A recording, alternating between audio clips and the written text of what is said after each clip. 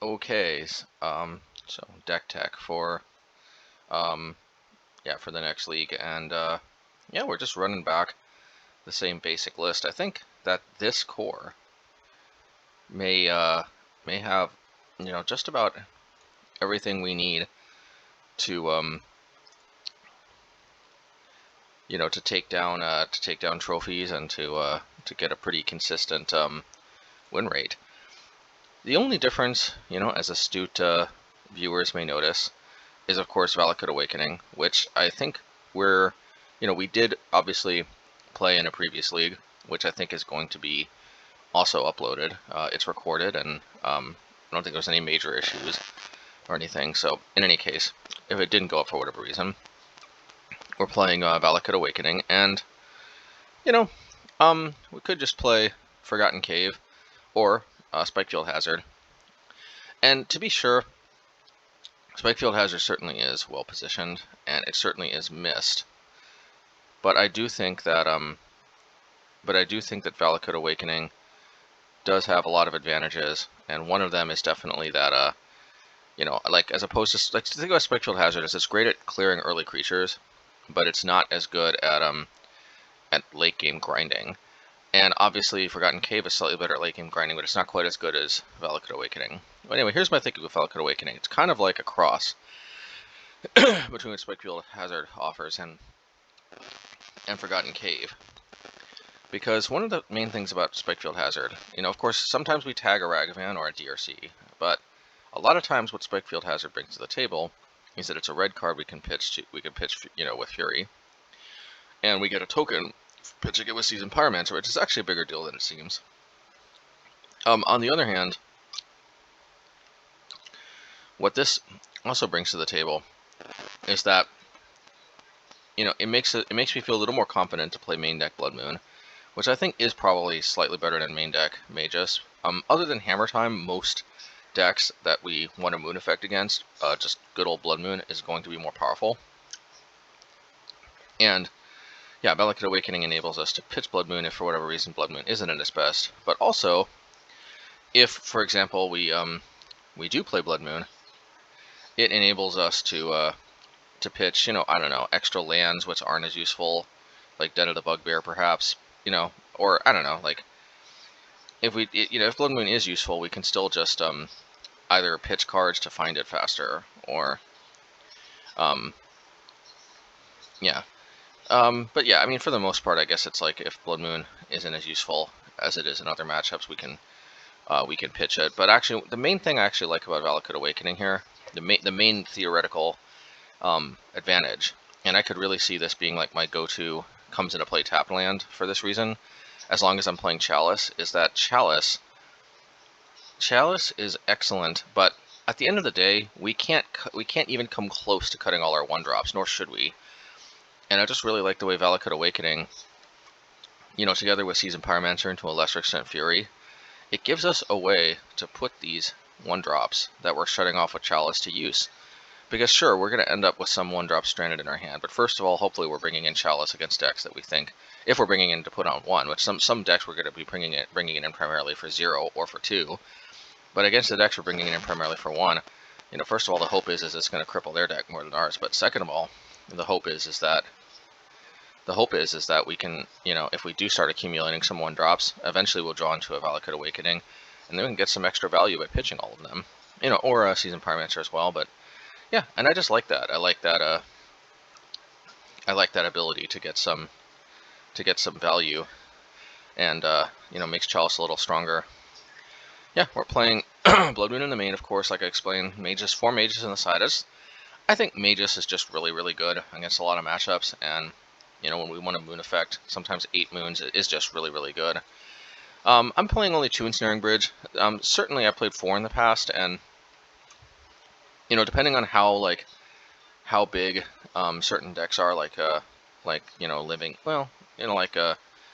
I guess Murktide and Rhinos, you know, Ensnaring Bridge may or may not be more useful. But you see, actually against both, like say Murktide, you know, Blue-Red Murktide and Rhinos, actually Chalice of the Void is pretty freaking awesome too, because it basically it basically shuts off like most of their 1-drops. Yeah, and then we could basically just take out probably Ragavan against Murktide, because realistically, it's just going to die on sight anyway. And then, you know, if we do shut off some of our 1-drops, again, that's where hopefully Valakut, in addition to Seasoned Pyromancer and Fury, putting those 1-drops to use really comes in handy. And yeah, so maybe we don't need all 4 bridges when there is actually substantial overlap with Chalice in at least 2 of the major matchups where you want them, you know, namely Rhinos and Blue and Izzet Murktide. And and I do certainly think that it is a big deal to lose Obosh, but if there ever is a card that does sufficiently reward you for doing so, you know, and does swing the game enough that that it's worth losing Obosh, it's probably Chalice. When you stick a Chalice against a deck where it really punishes, I think it's well worth losing Obosh as a companion. Yeah, and there really isn't much else, I think, to say or to change in the deck. I do like the way the deck just naturally pretty accommodates Obosh very, very well. There isn't many cards that I'd want to play that are not odd converted mana cost cards. The only one is Chalice, and like I said, I think if there ever was a card that brings enough to the table to justify losing Obosh, it's probably Chalice. In the past, sometimes I played Ratchet Bomb, but I think with between Blast Zone and to a lesser extent Ensnaring Bridge to deal with creature swarms, there's a little bit of concern that sometimes, like against Empty the Warrens, Dump, Ensnaring Bridge, we can't necessarily always empty our hand fast enough to prevent a swarm of 1/1s from attacking. Hopefully Fury and Seasoned Pyromancer help to some extent to block a bunch of 1/1s attacking, and hopefully, you know, between Fury helping to just get a free card to empty your hand faster, you know, Chalice on 0, maybe just, you know, dump your hand from some Chalices. Maybe it still ends up being okay, but at least I like the way I do even have some kind of plan, even if it's not the best plan, but I have some kind of plan against like Creature Swarm. So yeah, anyway, let's see how this goes, yeah, all right, and you know, smash that like button if you like this content, and I hope you will. I certainly hope you will like it, and you know, let's get to the videos, or let's get to the rest of the. If this is a combined league, I guess let's get to the rest of the video. But if it's, yeah, I'm gonna be daily uploads, and I guess we'll see you over on the next ones. Either way, we'll see you in match 1 soon enough. All right, match 1. Let's see.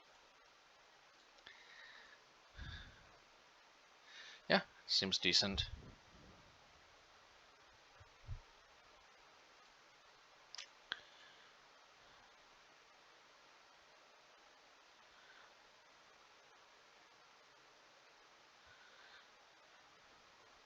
That's one advantage of Valakut over Cave, is that it can be pitched. And I think I want to play it out also because I just don't want it to get discarded. Although holding it has the advantage of having a good pitch for Fury, but a so-so pitch.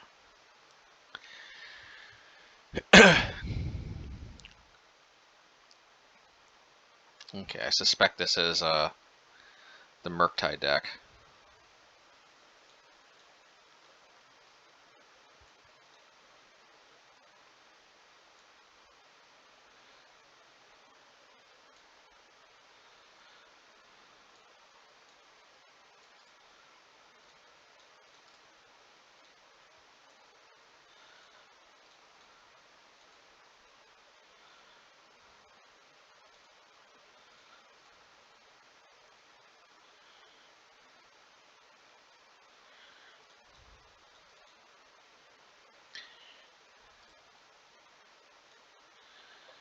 Alrighty. I'm leaving up a mana just to bluff a removal spell for Ragavan.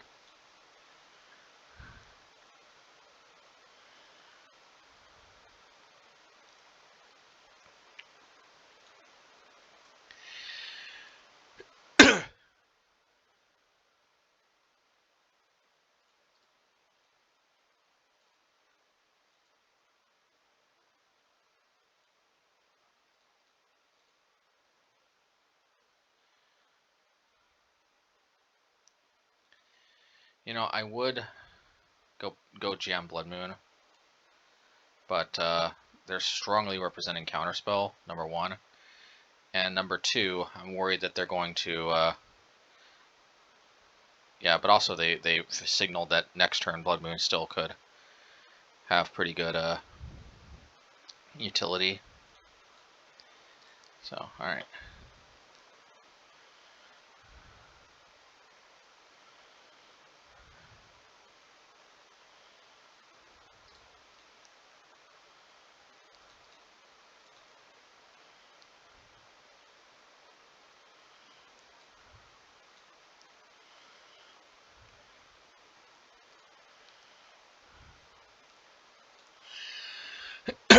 Okay.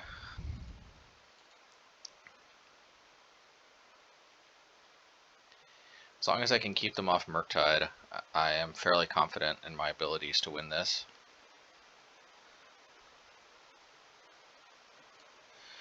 Okay, I guess they don't want to discard.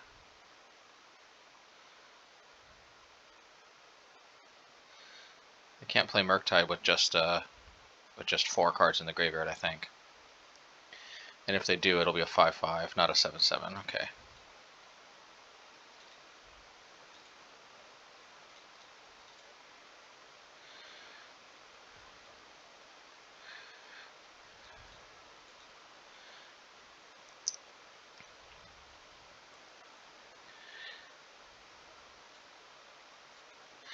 Well, this is, I'm sure, going to get countered, but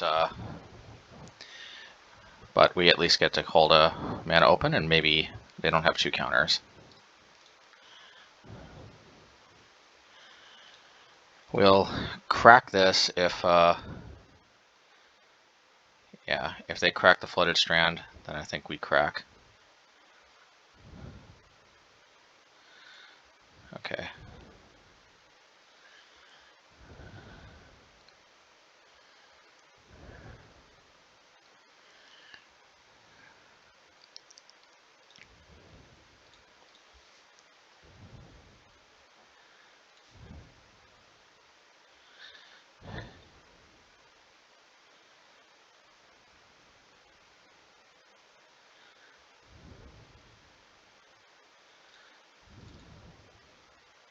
Oh, I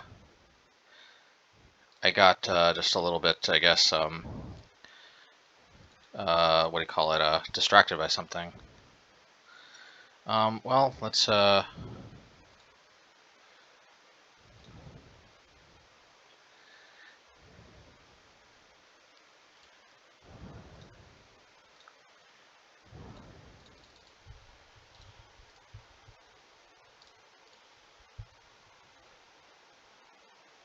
yeah, I just, I was gonna crack this in response to their, fetch land, but I just kind of, got distracted by something.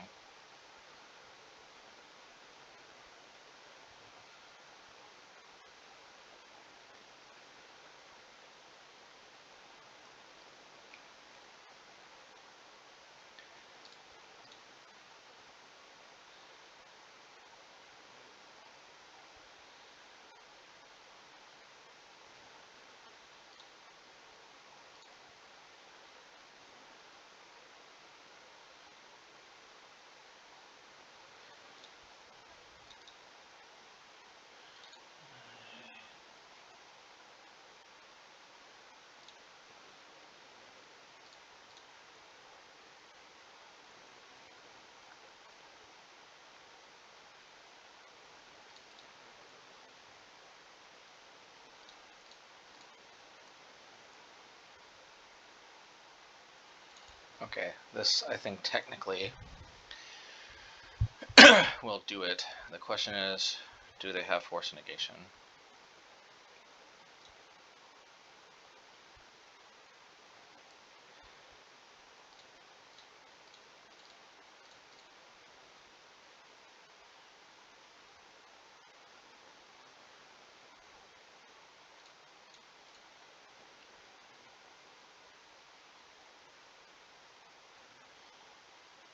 Yeah, by leading on this, we play around Force Negation because they can't Force Negate a creature.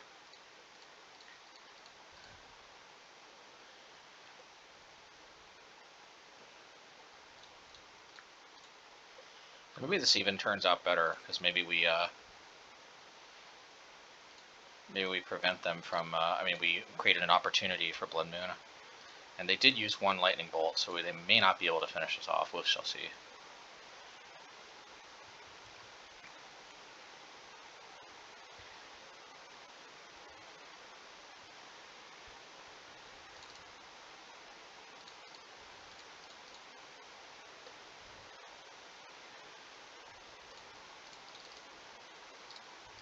Ready?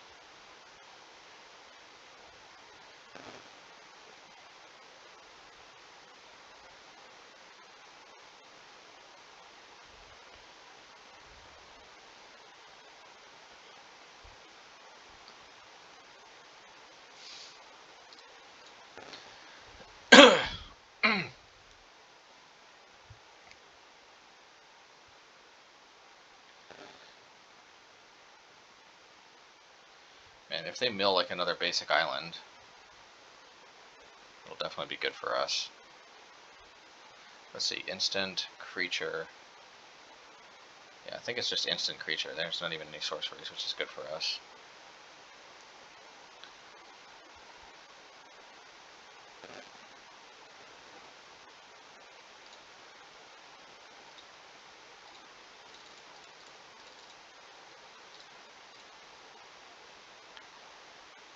Alright, we'll take 4 now if they deal with Bonecrusher.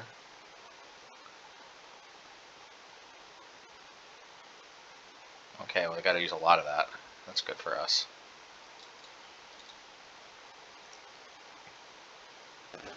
Holding a land in our hand just in case we draw our 4th Valakut. Sorcery.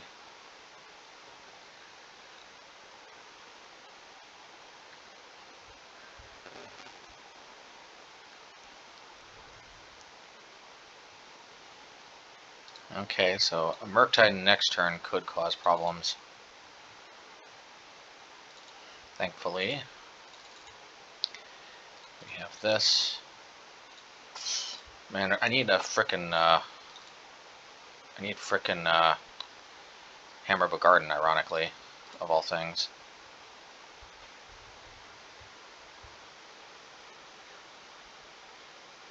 Okay, no Murktide yet, because I'd assume they'd just play it. I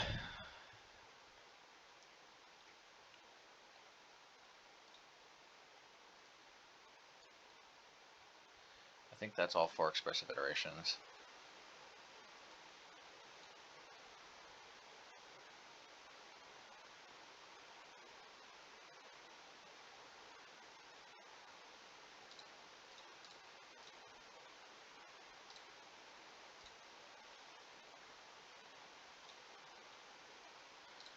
Yes.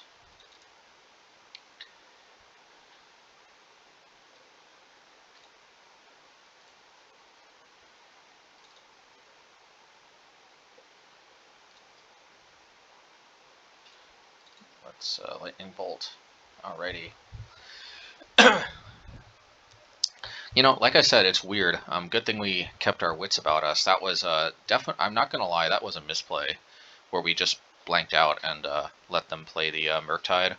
On the other hand, it did just so happen that we strung together enough burn spells. They gave us an opening to drop Blood Moon, and you never know. Maybe that turned out to be the better legacy. But a Bridge for sure is huge, and I do like Bridge so much better than Meteor Swarm because, you know, I can just again drop this at an opportune time rather than having to. Yeah, only do that after a Murktide. Yeah, Obosh I think is a little overrated.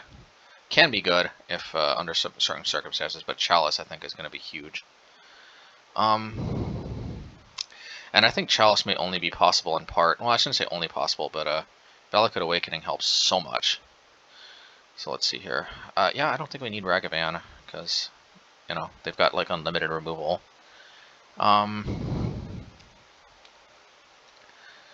Question. We need this for sure. We need Lightning Bolt. How much do we really need Bonecrusher Giant? In theory, it seems good, but it probably is the most cuttable out of all these. Ironically, Lightning Bolt I think is we're gonna leave Lightning Bolted even though it conflicts with Chalice. I wonder if we can somehow squeeze some pillages in here. But at the expense of what? Season Pyro, Hammer. Maybe we leave in 2 Blood Moons. Yeah, let's leave in 2 Blood Moons. 2 Blood Moons, 2 Bonecrushers. That way we never get super flooded on these.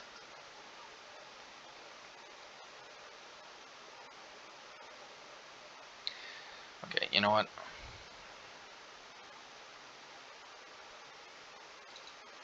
I'm conflicted. I either want 4 Blood Moons and 2 Pillages, or I think we need to do this, yeah.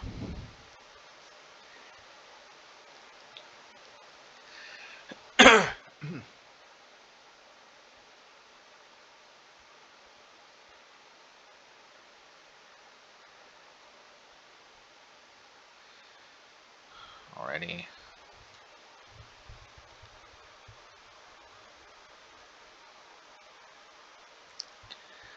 Or keep.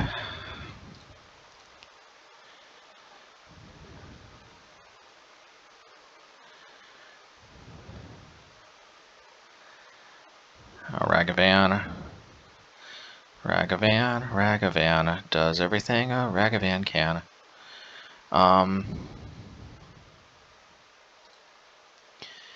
You know what? If they counter, then I think that's better for us. So we'll do this because then we get to stomp it and we get to fish a counter spell out of their hand. Just the odds of them having another Ragavan seem kind of high. Alright, and remember, they can't ninjutsu until you declare blockers, because it has to be an unblocked creature.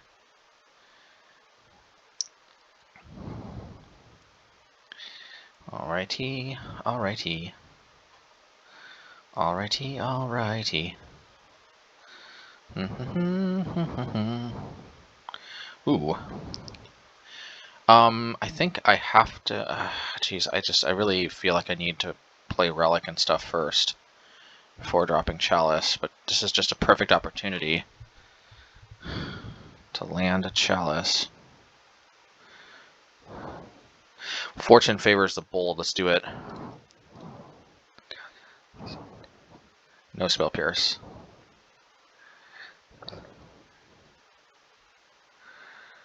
Alrighty. Also, putting Pillage in our deck could expose them to stealing our Pillage, something to keep in mind as well.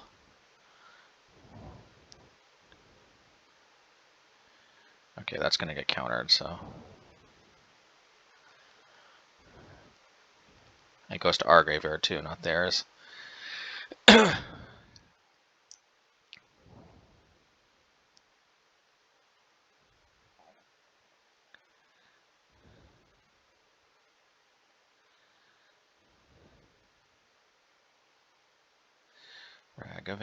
Ragavan does everything a Ragavan can. Oh, okay. Alright, well I guess we will stomp that then. Well, at least as a prize we get to play Relic now.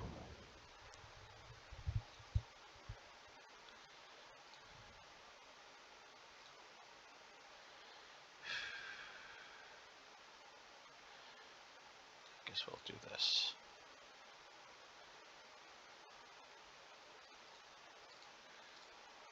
And we'll stomp on upkeep.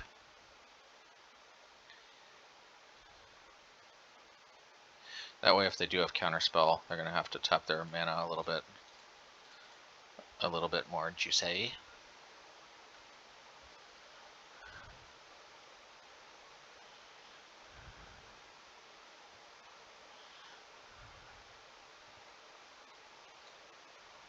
Alright, that's fine.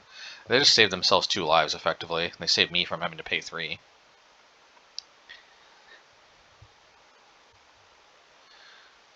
Alright, Murktide is only a 5/5. Which is still nothing to sneeze at, if they play it now. This looks like they are.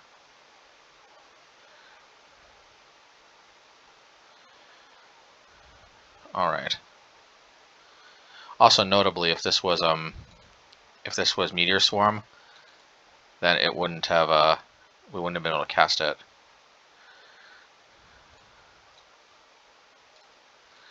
Alrighty. I already won a braid down, thankfully.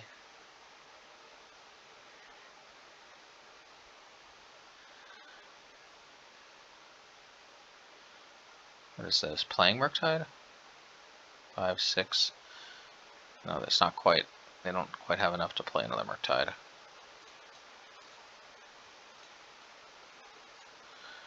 Let's see.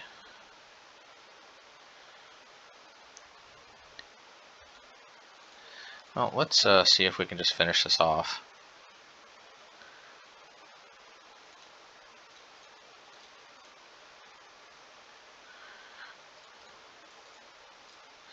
Yeah. Sometimes the best thing Ensnaring Bridge does is it just buys us time, and then time plus Hammer of Bogargan equals good things. Alrighty, so I could return Hammer, but then they could attack under. But I still think it's worth it.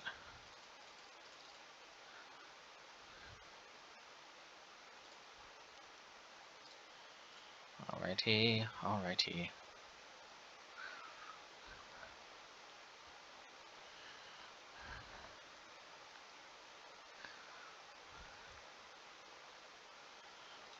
Alrighty, alrighty.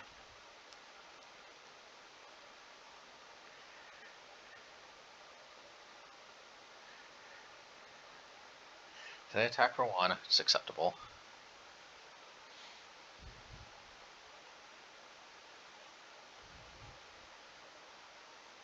Ooh, JC. Well, we can hammer that if they tick up. I would tick up if I were them. I can't attack, so. See, that's why I return Hammer to my hand. Don't want to get juked by Jace. Because if that survives, then they probably just win, so I would tick up if I were them. But I would also have to tick up if I were me, because they don't know our hand.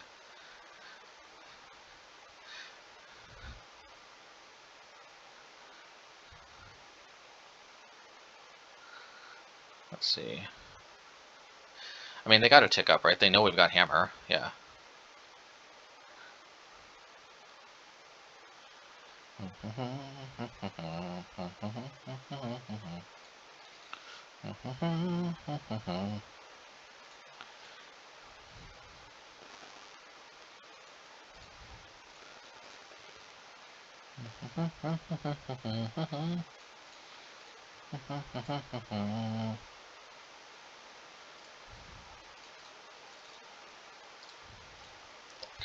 Alright, now Dragon Rage Channeler can't attack, which is nice.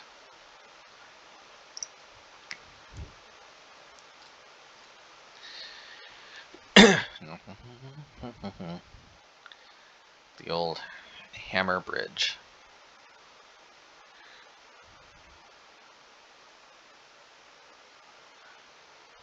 Murktide to the graveyard, force negation.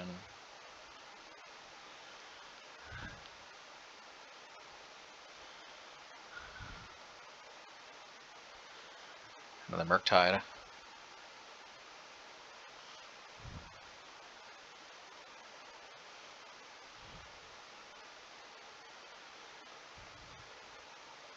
Another Jace.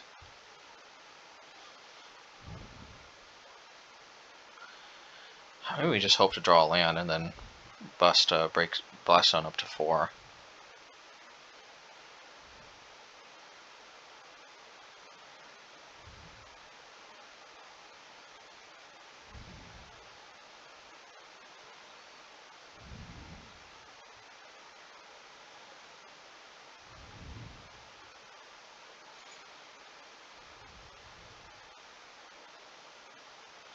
Two. 1, 2, 3. Yeah, we just need to draw one more land, and then we can.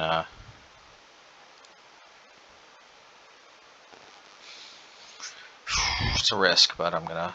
Oh well, I still think this is a risk that turned out in our advantage.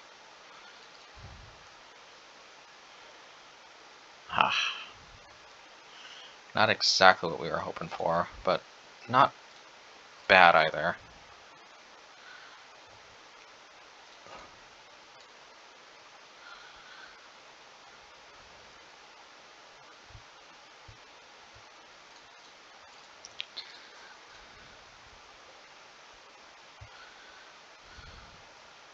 And returning hammer has the advantage of maybe being able to play it next turn too. But I think I probably have to go for the putting Blast Zone to 4 though.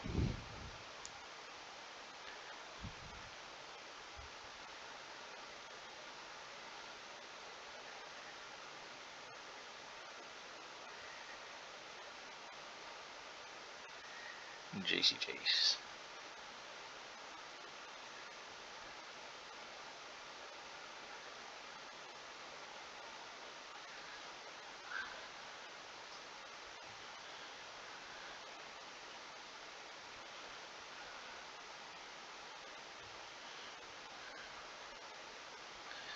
I'm thinking of putting hammer to hand, if no other for no other reason than I do need to crack some of these relics.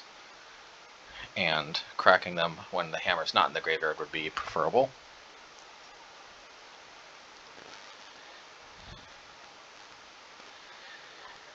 Let's see. Let's see.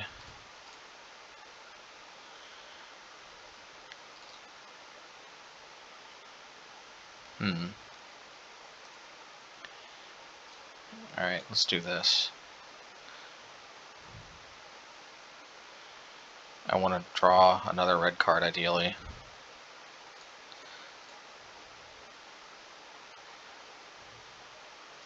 That's another red card.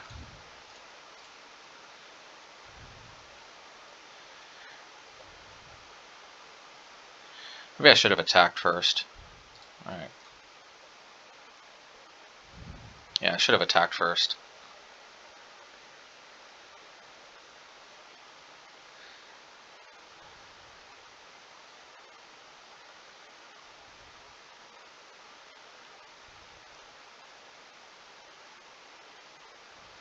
I guess it didn't make a difference.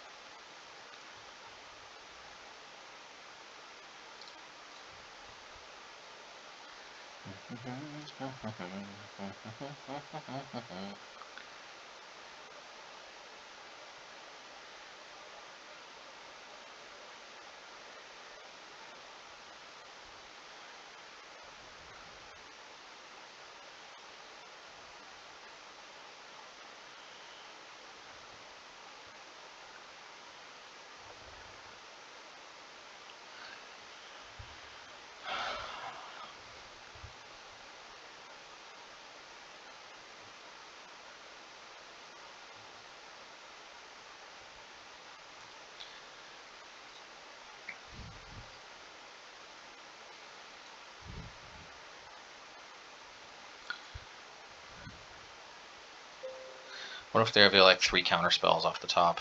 They have to exile one. Okay, exile to their expressive iteration. And they don't play it.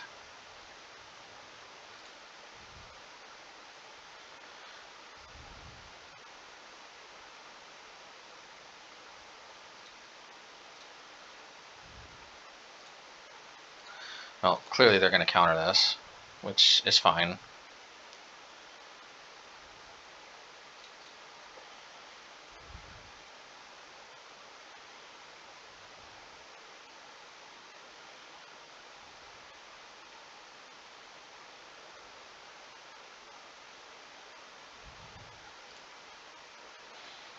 We got more where that came from. Alrighty. Well, I like this.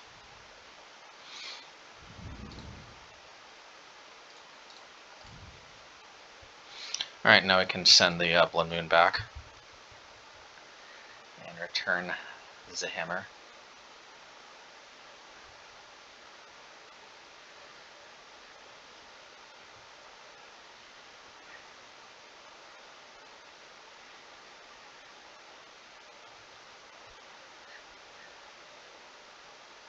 Drawing quite a few cards myself, so maybe we don't need a Planeswalker. We don't need a fancy smanchy Planeswalker. Okay, well that's going to make a good blocker at least.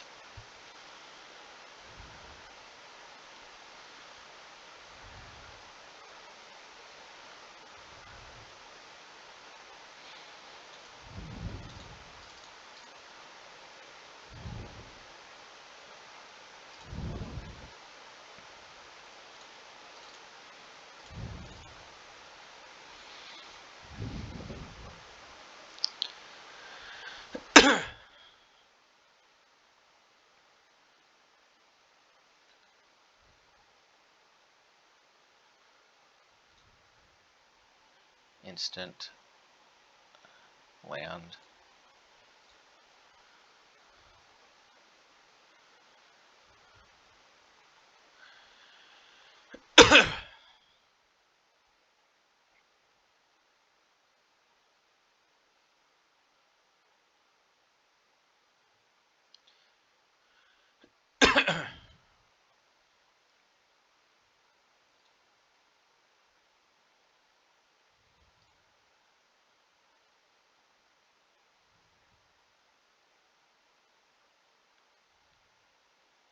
I don't know how they can put sorcery in their graveyard all of a sudden, so maybe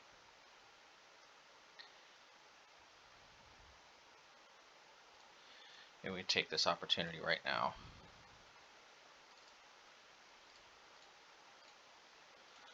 Do this. And do we play this even?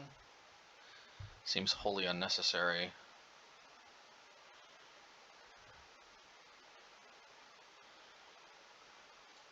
Yeah, I will. Just with Hammer, there's no limit to how much mana we can use.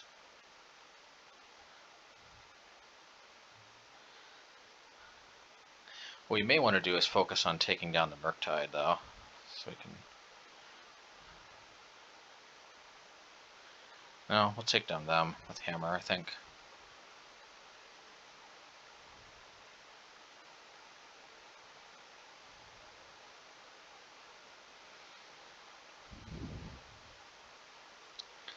So much of this.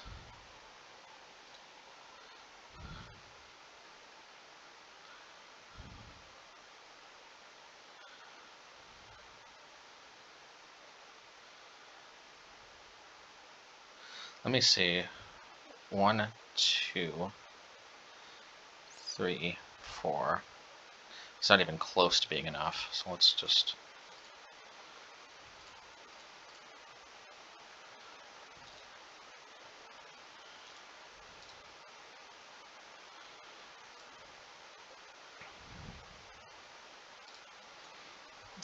Flashback the season Pyros.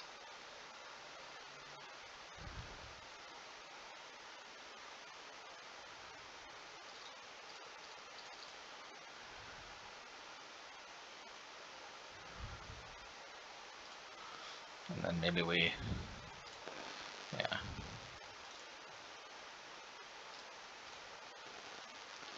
So 1, 2, 3, 4, 5. Still nowhere close.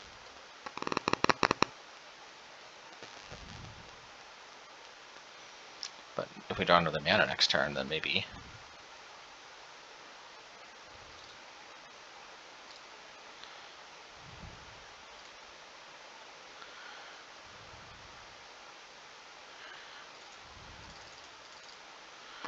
Ready.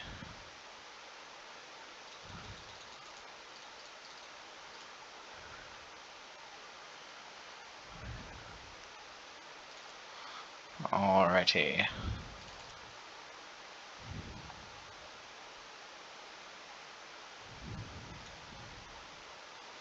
Man, this thing is going to grow ginormous if I crack this relic.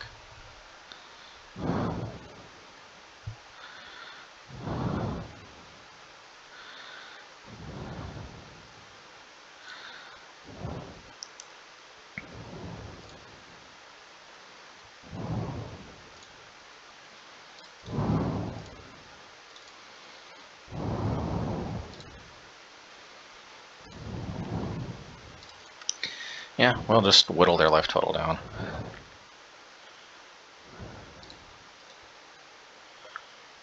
So let's see, 1, 2, 3, 4. Yeah, we want to get maximum.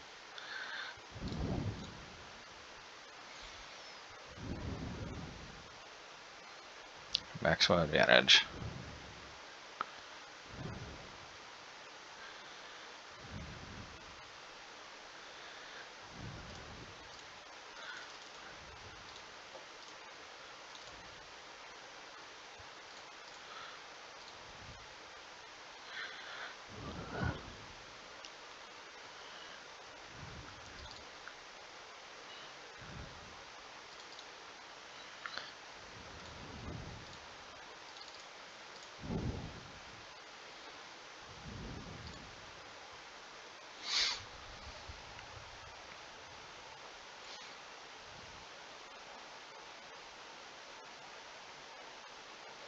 Let's say I need to pump this 1, 2, so that means I can't play hammer. But I can play this.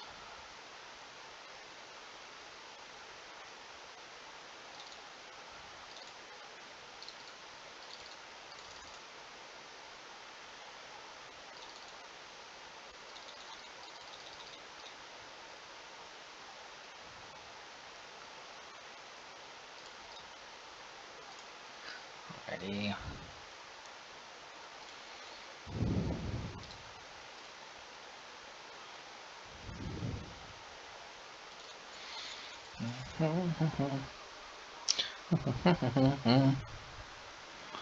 Alrighty.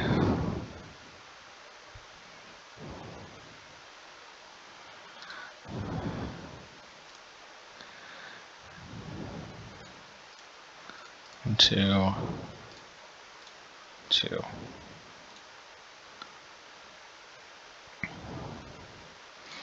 Yeah, might as well cycle this too while I'm at it. I mean, this will grow ginormous, but then again, I've got a fully charged up Blast Zone to deal with it. Unless they've got some instant speed land destruction.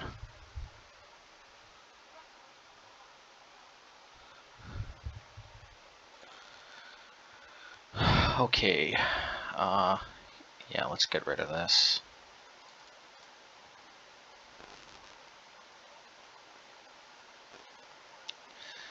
Yeah, let's also activate, shall we?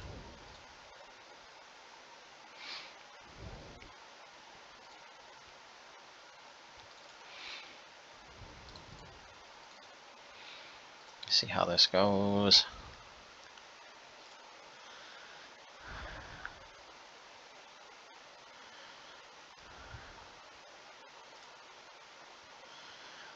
And I think this is GG.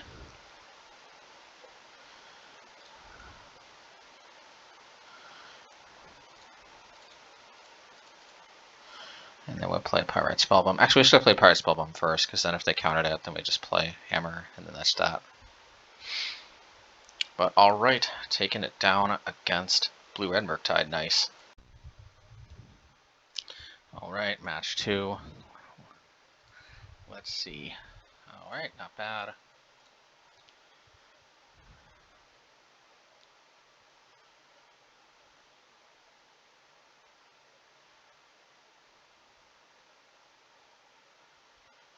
Not bad.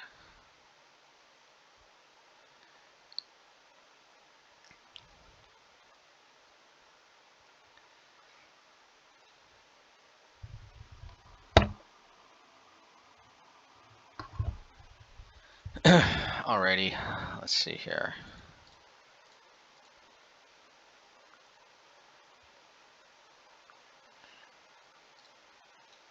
Well, I meant to say GLHF, but whatever. Sarah Angel. To bolt or to stomp? Probably stomp.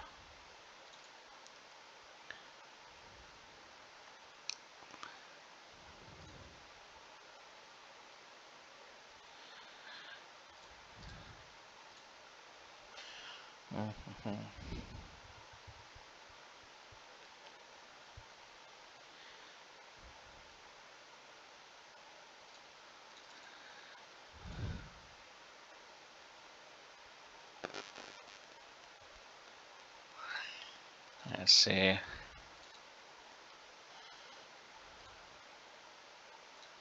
I'd rather them not gain life.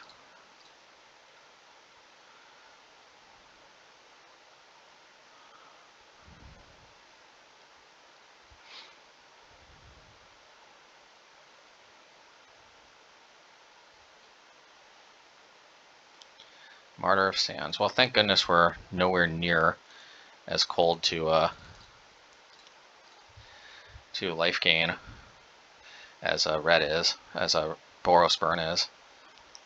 This is the #1 reason why I switched to what is essentially a red deck wins variant, a very mid-rangey red deck wins variant. But there was, if you look back to the history of red decks wins, there's been like big red decks wins and like smaller red decks wins, and we're clearly like the bigger variety. Okay, I'm going to discard the Lightning Bolt and the Valakut.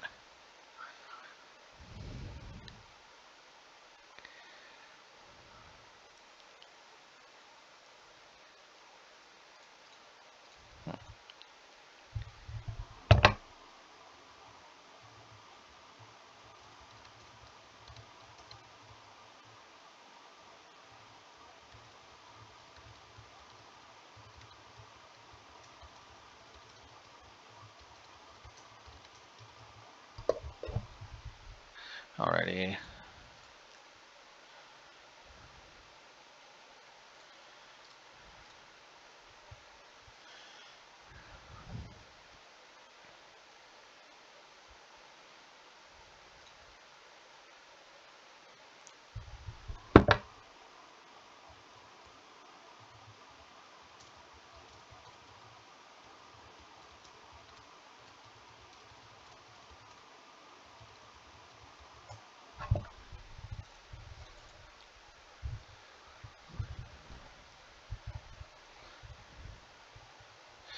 Alrighty.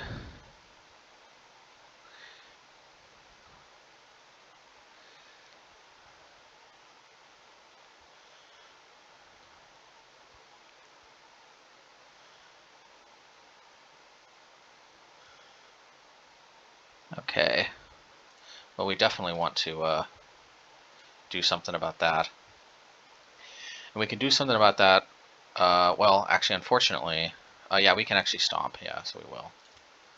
Alrighty.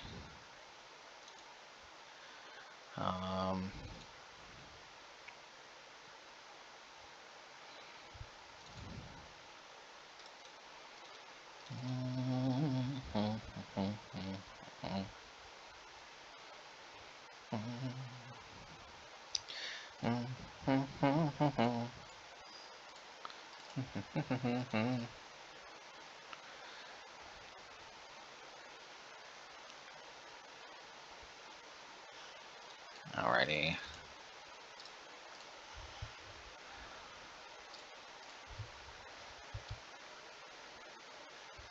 Maybe I should have just played Season Pyro, discard the Season Pyro. But I dream of possibly better pitches.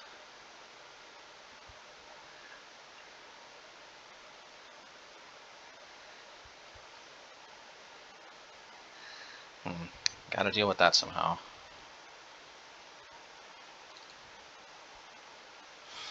That seems like a not half bad way to deal with it.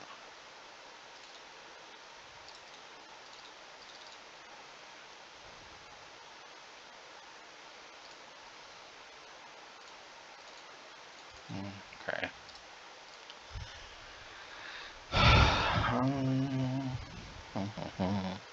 Yeah, it's totally totally Blood Moon doing all the work here.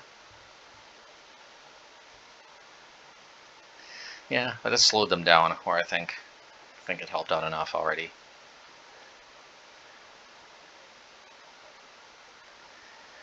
Okay.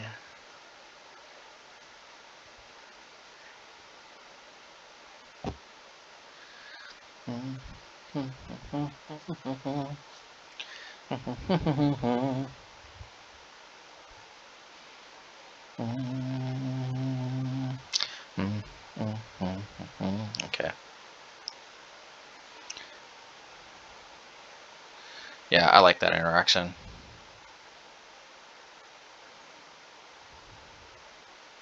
And they can Field of Ruin. Do they want to do Den or... Okay. Squadron Hawk.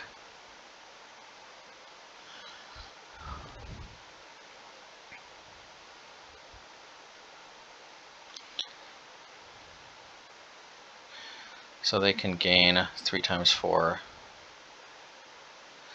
16 life.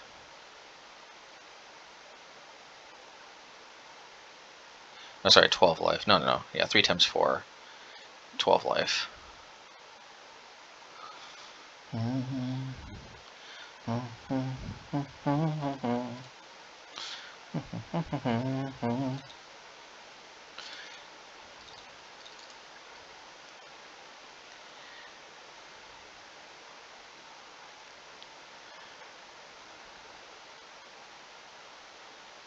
Alrighty.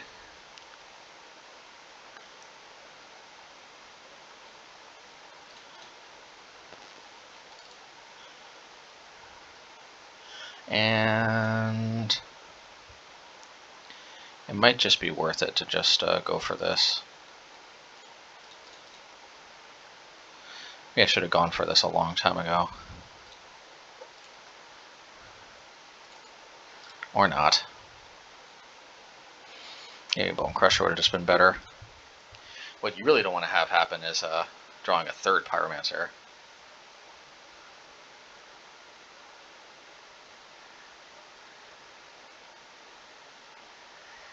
Alrighty.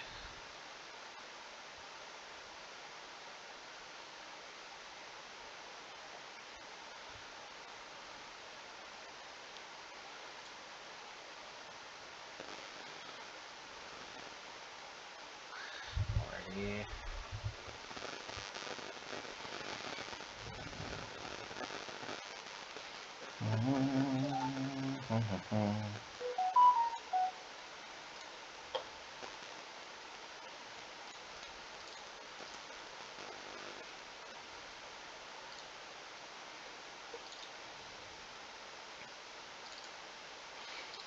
Alrighty, let's see.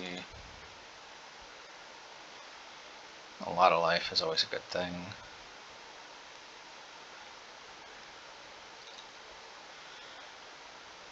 Maybe I should play Obosh, because I'm a little bit worried about a Wrath effect. Playing Obosh is a good way to hedge against that, while still making my mana advantageous. Abiding Grace. Okay. Well, we can Blast Zone. Mortar of Sands, okay. We can also return Hammer to our hand. Not yet. Alright, yeah, the time was not right yet, but now it is. Okay.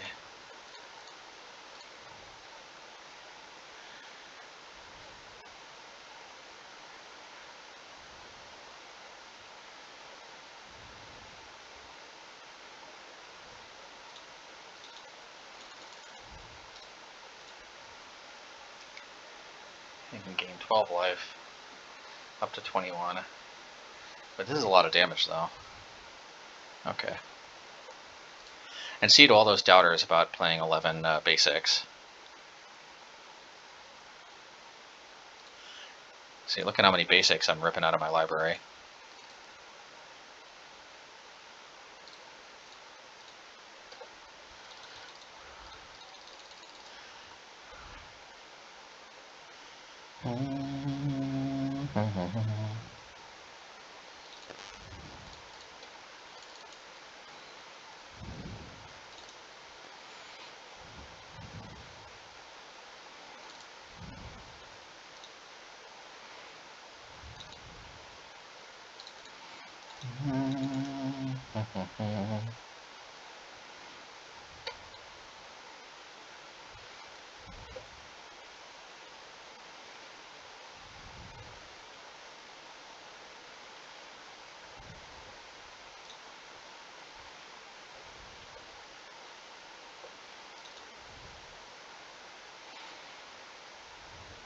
Alrighty.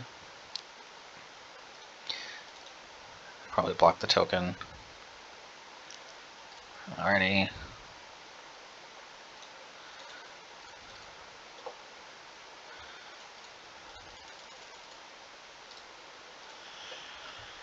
Alright, let's see.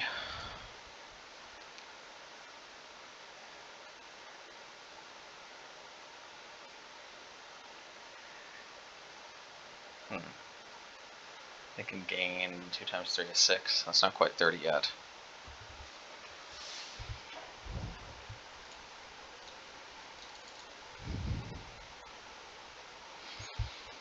You can also return this, but what's the point?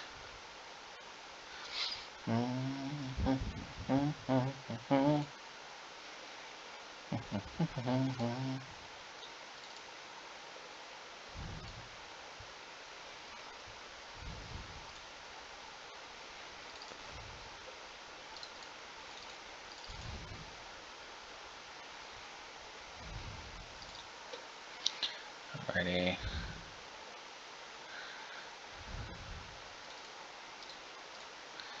Alrighty.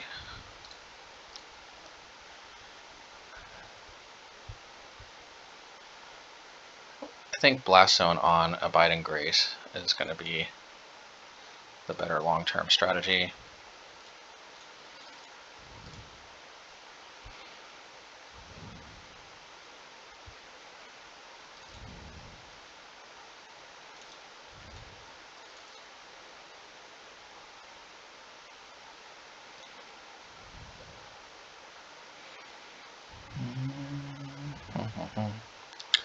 Yeah, so I can also do this, and then 1, 2. Yeah, let's just do this. See.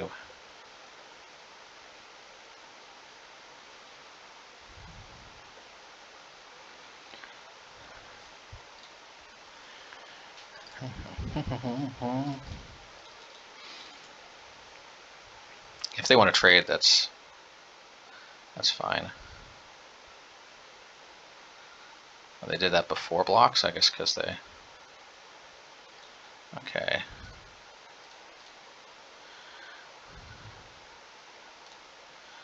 Alrighty.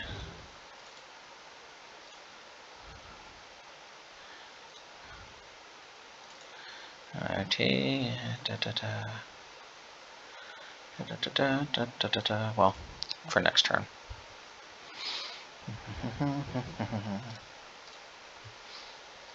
Thank goodness they used up most of their Ghost Quarters Field of Ruins. Oh no.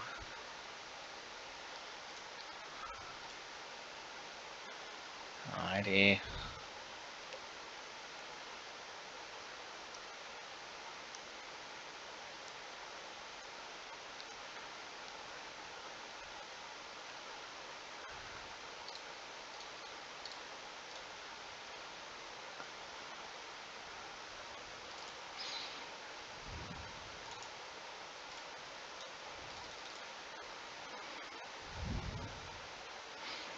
I just need to pump this up twice, so I think, oh, actually 3 times.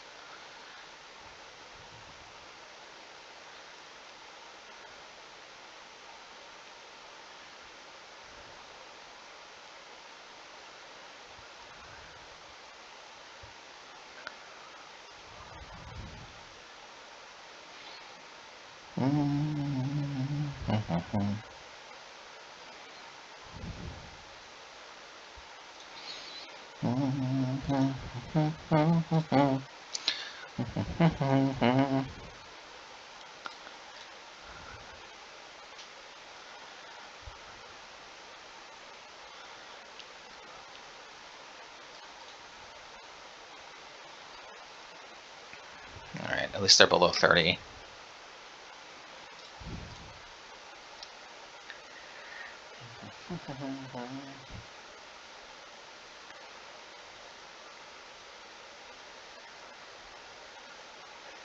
Yeah, at least that doesn't hit the blast zone. So this is going to kill both of these. So I think that's maybe not exactly the most the best card to play. Maybe, I don't know.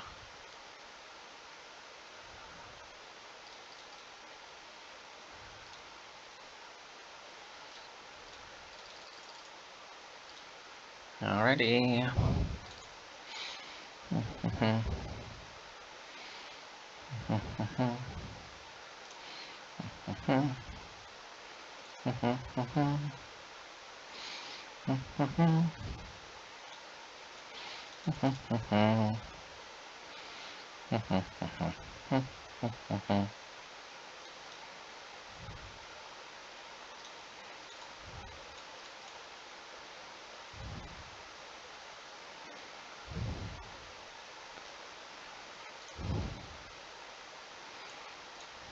Will dash.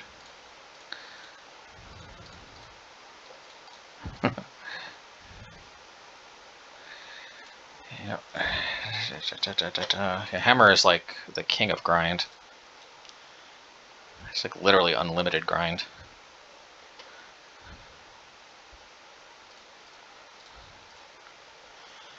Alrighty. I guess I could have pathed my own token, but no thanks.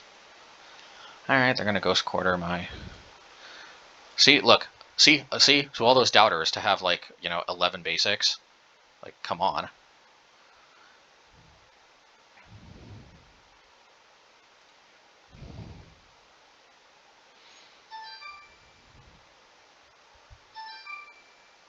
That might be the,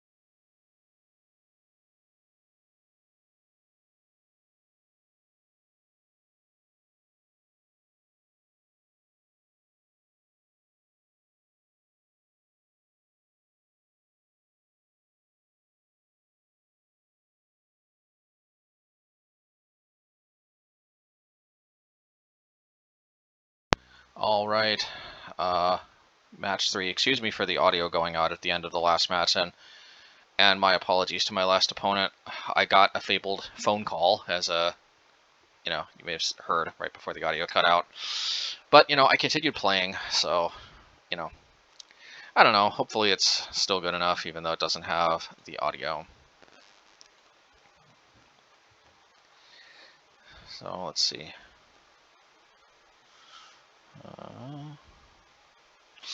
Oh yeah.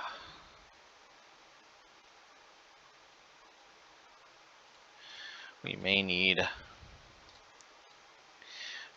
to pump up Blast Zone, so we may not want to Blood Moon just yet. Oh yeah, we definitely.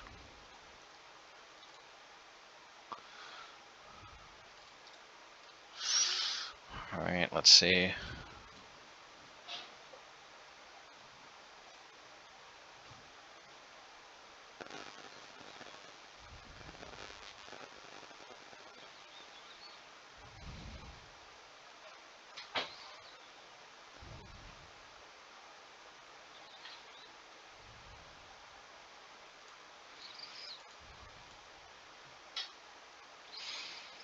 IT.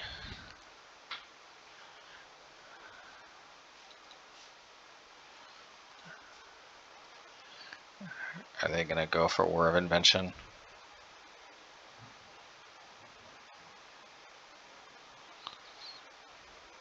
They're going for Pithing Needle, I think.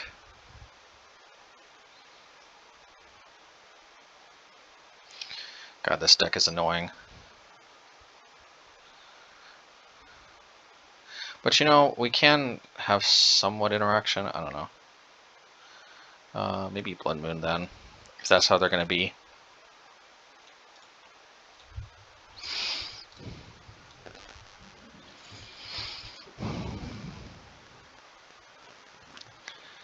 Alrighty.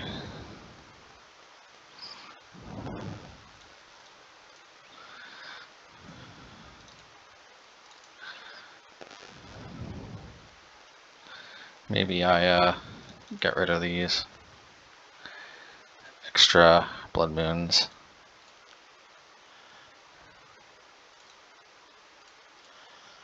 Alrighty.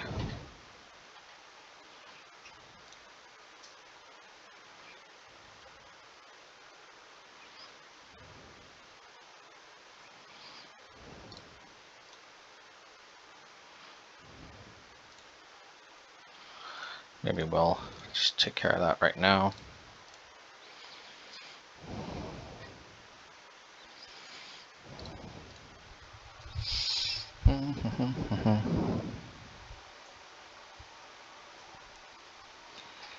Alrighty.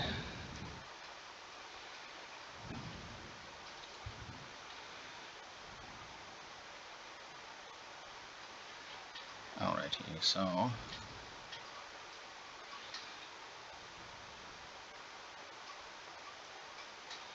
I think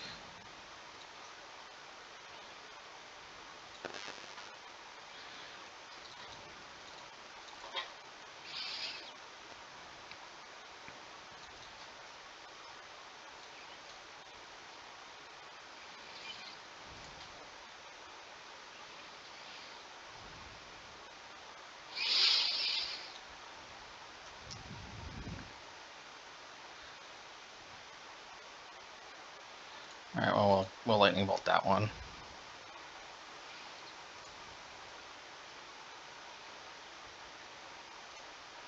We'll fury the rest.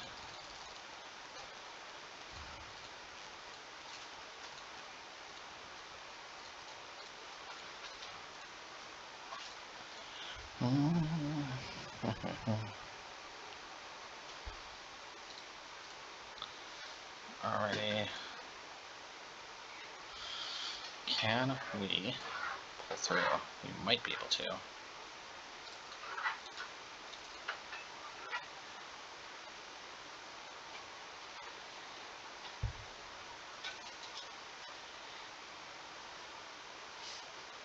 Maybe I shouldn't have attacked with Seasoned Pyromancer.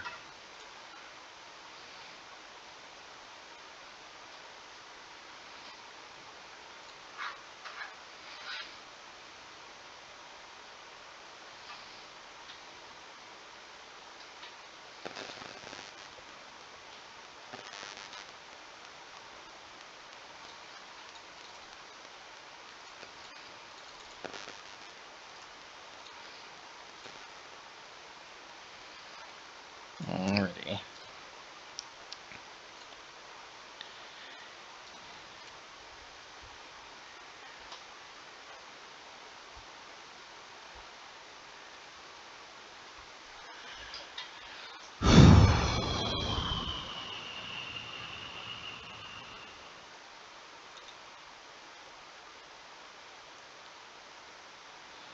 Alright, so we're gonna play Obosh.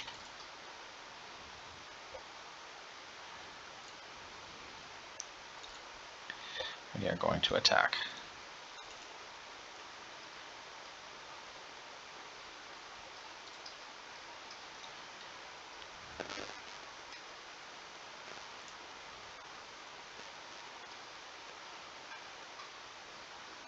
That's just going to kill it outright. Alrighty. Yeah, and I'll just play a Bonecrusher. Why not?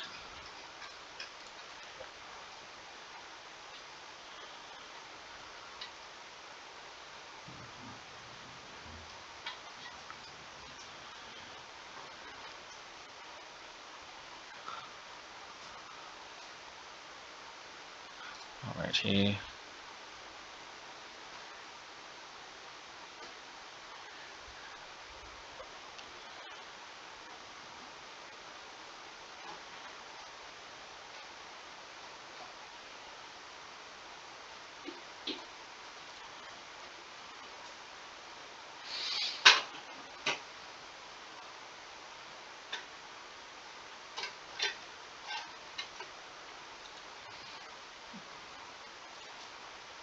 And I need my Hammer Bogargan.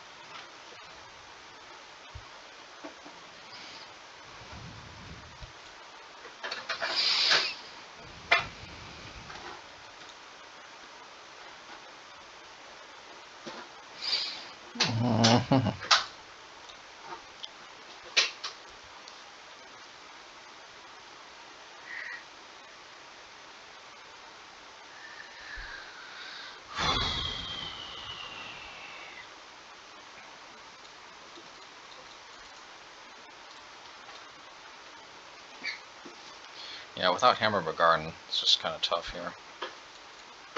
This is why this is in the deck. Alrighty. Not bad. Not bad. Not bad.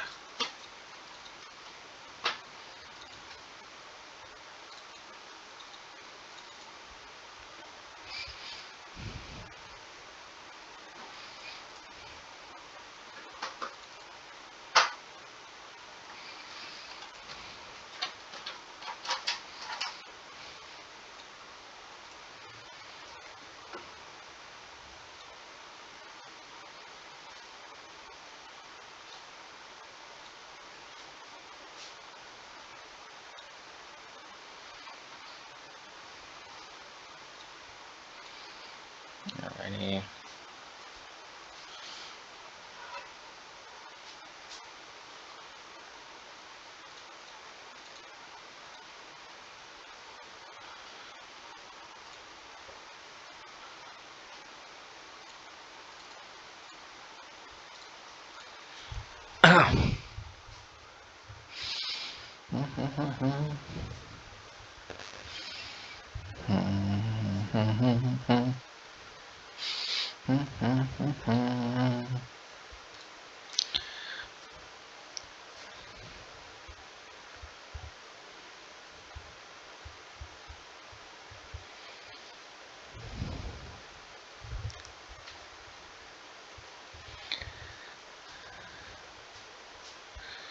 Okay, so they're going for another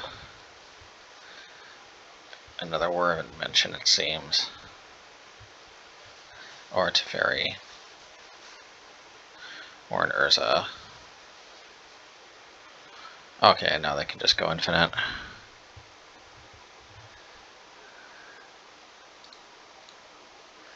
And unlike other combo decks, I don't think Urza is going to go to time.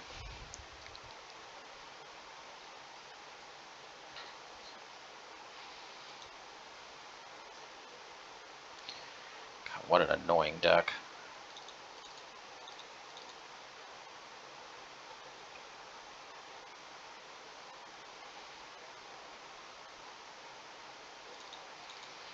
This deck really thinks it's slick. Well, we can teach him a lesson or three. I don't know how necessary Relic really is, considering that most of our plan, I think, is going to be Blood Moon and Pillage and Blast Zone.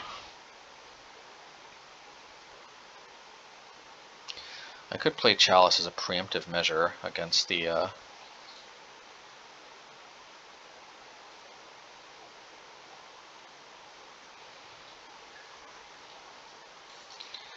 definitely could.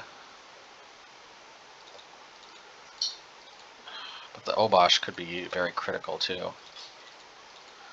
I mean, what is this here? Do we need Pyrite Spellbomb? I mean, they are playing white.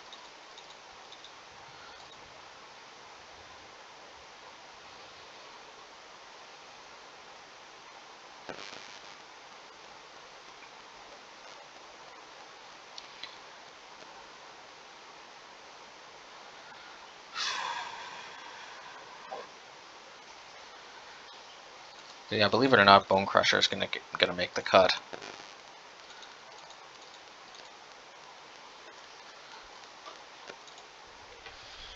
All right.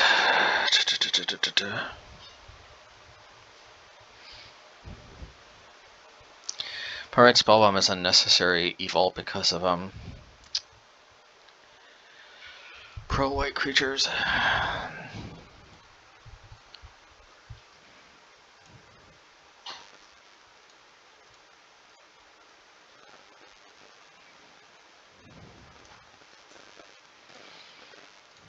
Alrighty.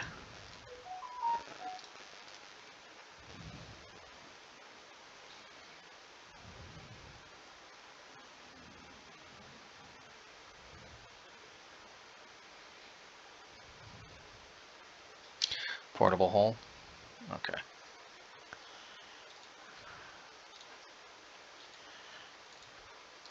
Alrighty, so I might ditch the Ragavans.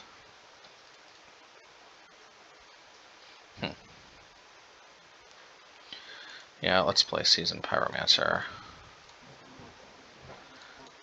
I'm gonna ditch the Ragavans.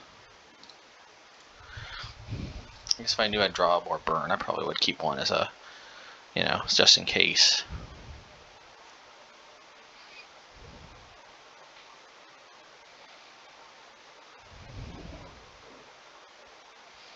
Why didn't they do that the first turn? But anyway.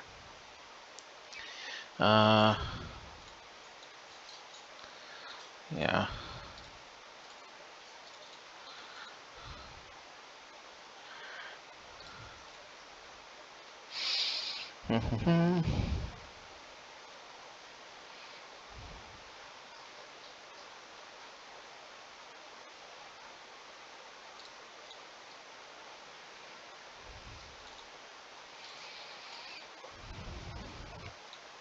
think we're just going to cycle this. Okay. Yeah, I like this. And should I pillage? I think I should pillage. No, not yet. Not yet. Because I'm more a little bit worried about Urza, and I can't keep them off Urza by pillaging their land, so. Okay. Well, definitely pillaging that seems like a pretty good play.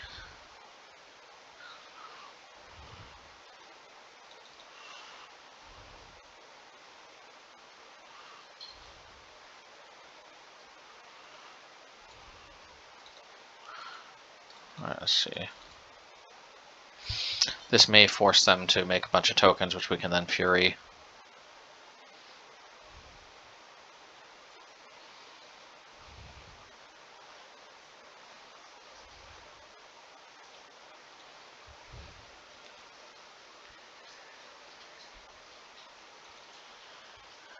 Okay.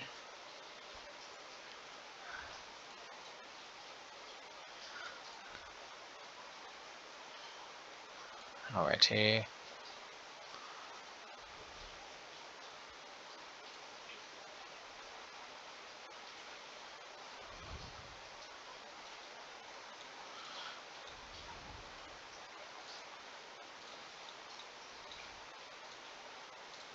Yeah, maybe it's wrong for me to want to just push damage, but I do just want to push damage.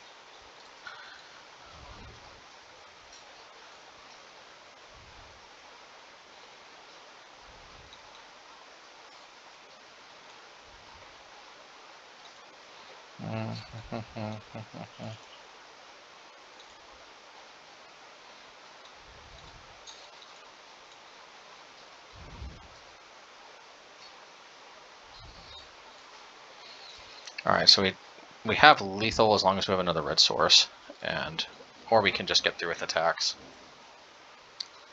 Okay. Love to see it.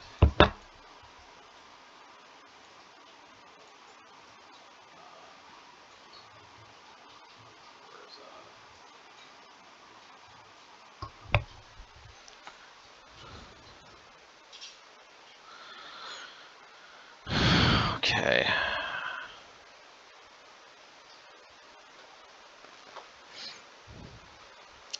I don't know if they play any pro-white creatures. It's very uncertain to me.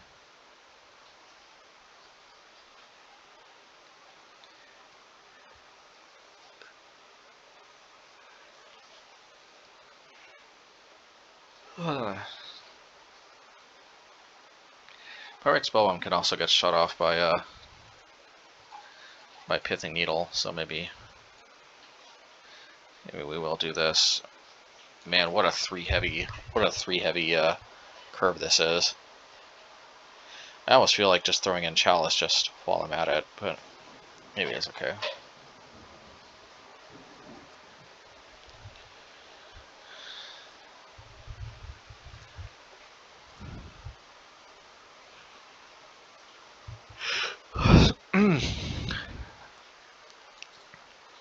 It's not my favorite hand, but I don't think I can mulligan.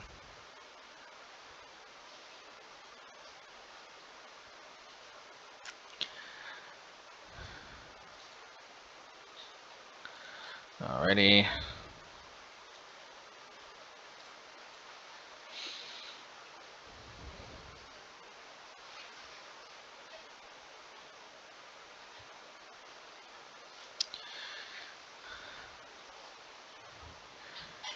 Let's see. I could bolt it, or I could stomp it. I'm a little bit partial to stomping, but I'm a little bit worried. Yeah, let's stomp it.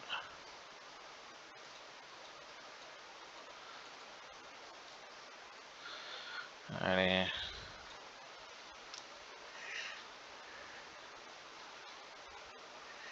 Alright. Should we lead on Blood Moon or on Magus? I think we'll lead on Magus.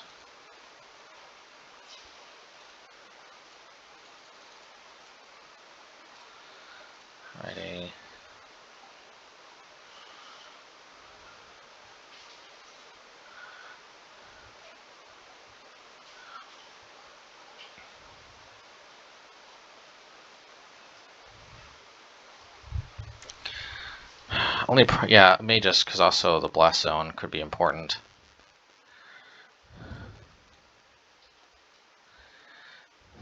Yeah.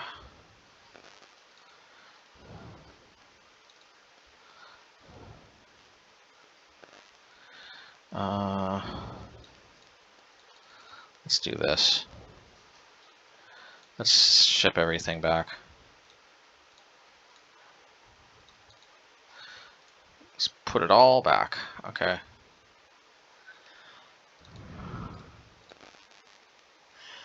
Yeah, I'm digging hard, but didn't find anything.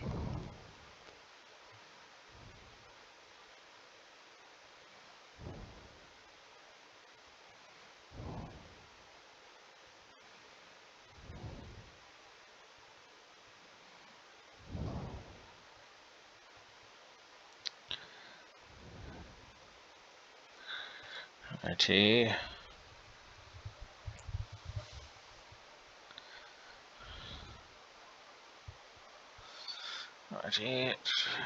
Let's see.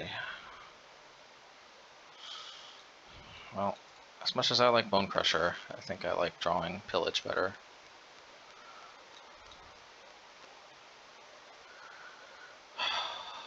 Well, there's Blast Zone, but now I don't have the burn to actually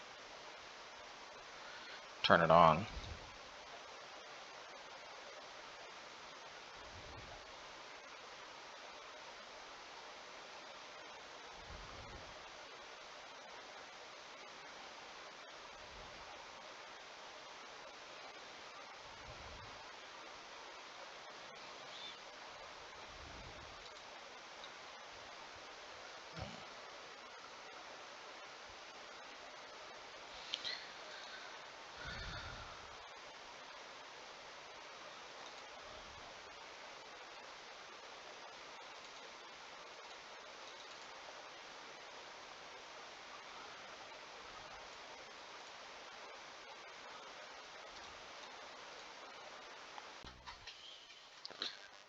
Alright, match 4. Couldn't believe I couldn't find any pillages last game, even after drawing like 12 cards or something.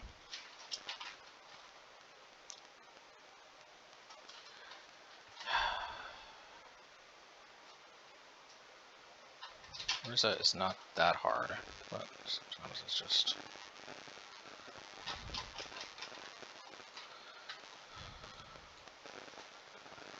Phew, ha ha ha ha ha ha ha ha ha. Okay. Alrighty.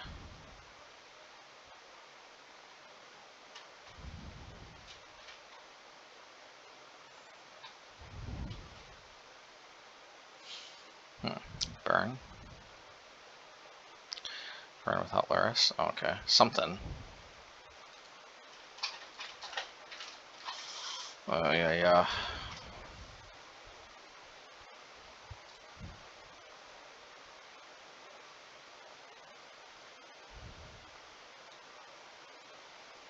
Well, if we land Blood Moon, I think we got a pretty good shot at winning.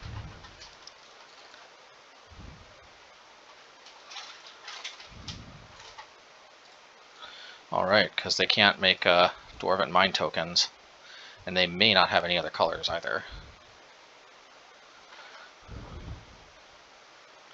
But they need blue to make the treasure token from Prismari command.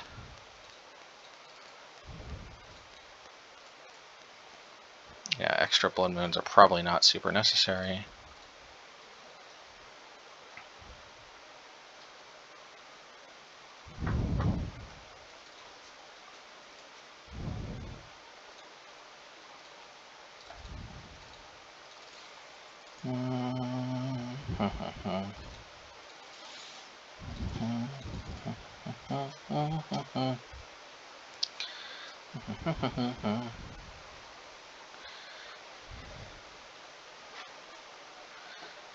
Okay.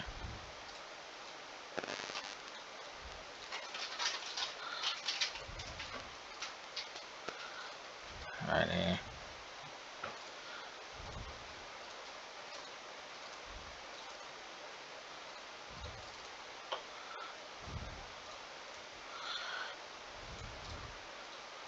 Alrighty. Yeah, just discarding Hammer and Fury just because we want to like maximize our damage output. Okay, cool.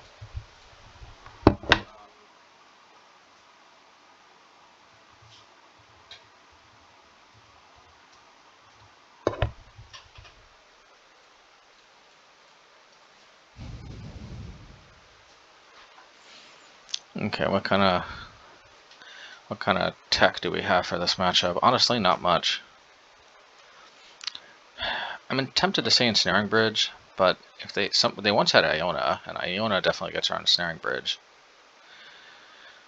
That being said, I don't think we have much of a choice.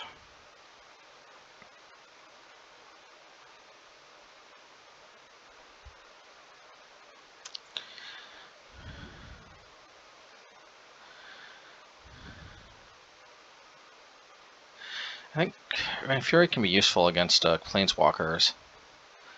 Hammer is useful for the Ensnaring Bridge. I don't know. Hammer is a 2 of, probably. I don't know. Yeah, I don't know. I like Fury to just deal with Planeswalkers. Okay. Alrighty.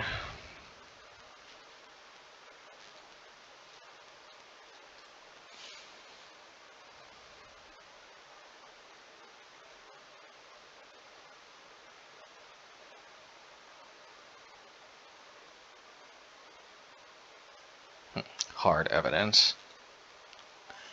Yeah.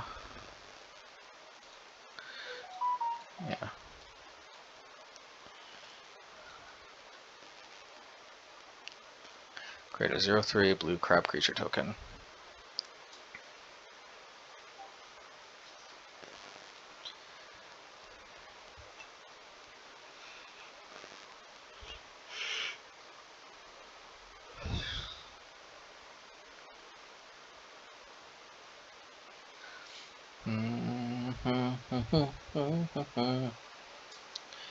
La la la la la la.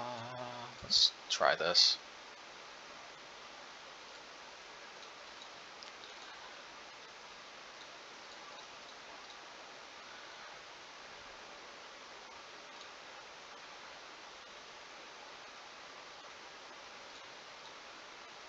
Just in case they play like Snapcaster Mage or something.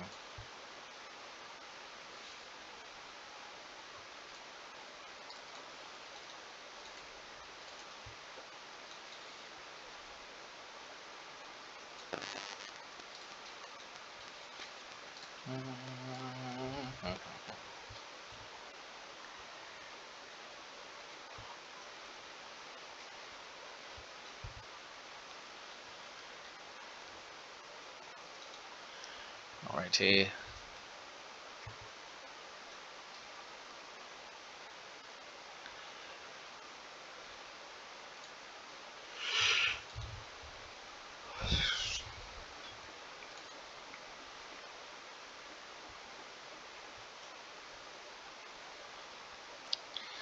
Nice.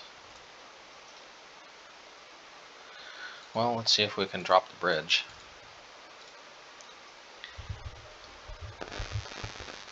Bridge might shield us from the combo.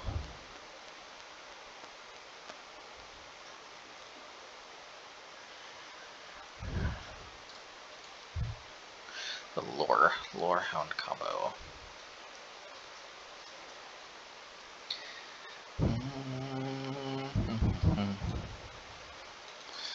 It doesn't take that much to attack under this, thankfully.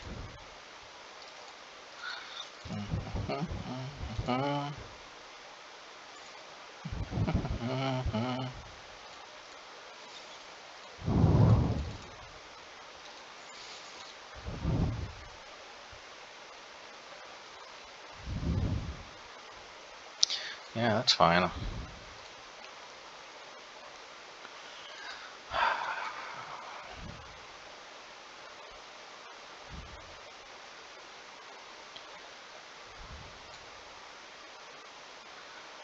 I'm real cool. Okay, well we'll dig for another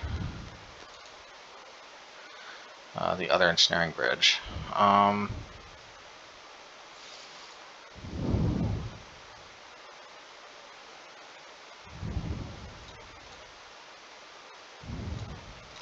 Or maybe we'll just set up for a good crackback.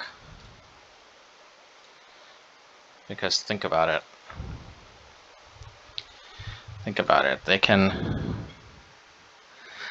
make me sacrifice.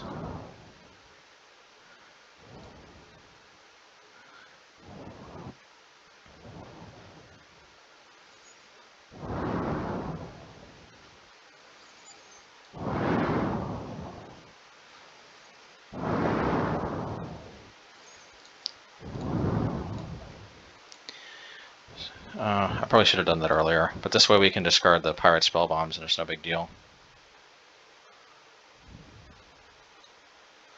The frick is Blossoming Calm?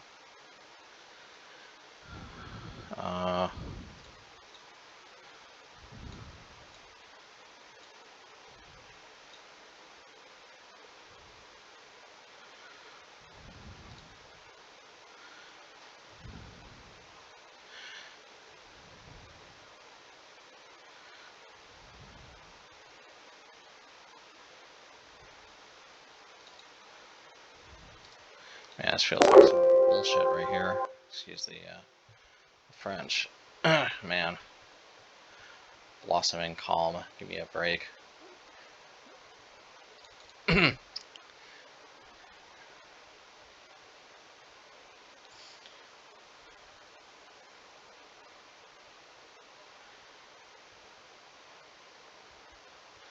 don't know how much actual burn they really play.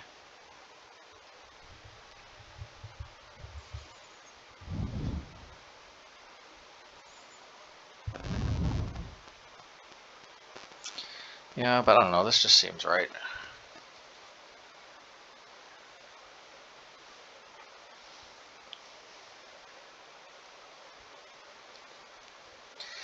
Searching for a 1-up in your deck doesn't seem like an incredibly fruitful thing to do.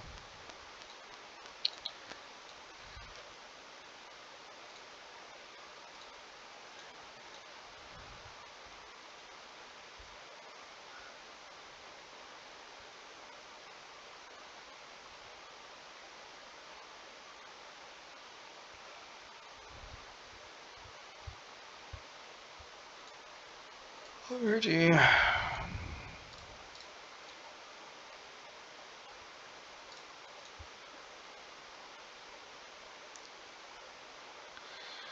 Yeah, I get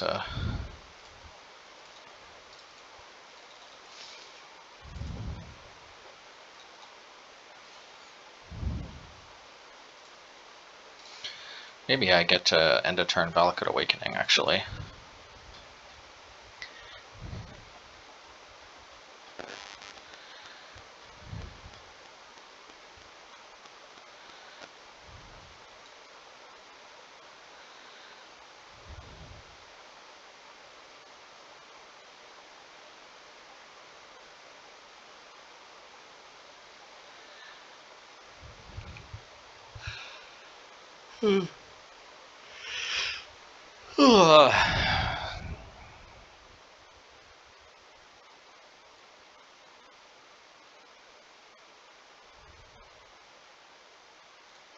Yeah, sure. We're just gonna do this. We're gonna spin the wheel on everything. Not bad.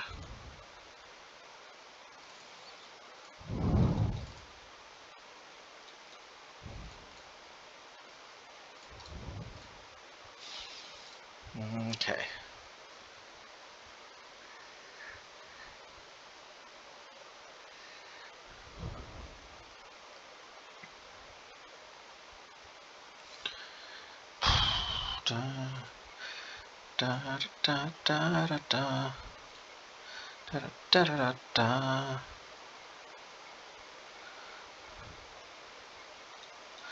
Well, we're gonna try to land Blood Moon then, if that's how they're gonna be. That's how they think they are. No Daze Me. Okay, good. Hopefully they're just shut out again like in game 1. I don't think they should have done that. That seemed just like it. Like, did they forget about Blood Moon? They probably forgot about Blood Moon. They're like, no, I forgot about this card. This card is like so dumb. Not as dumb as creativity. Okay, no, it's not dumb. Creativity is a fine card.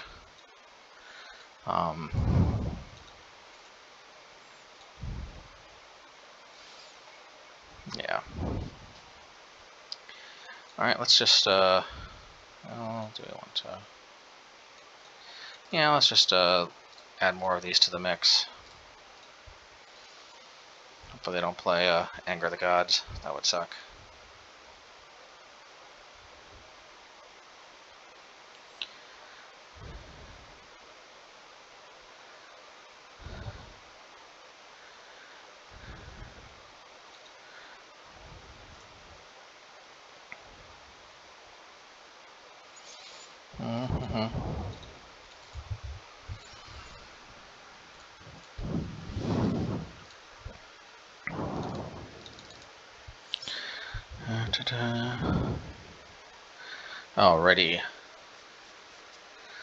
Alrighty. Yeah, the plan was end of turn cycle Valakut with Blood Moon. Okay, good stuff. Alright. Match 5.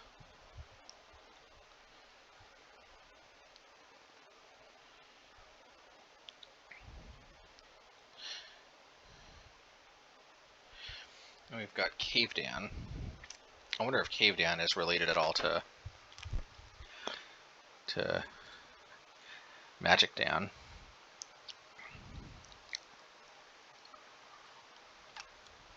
Ooh, somebody is thinking Bugbear like I am.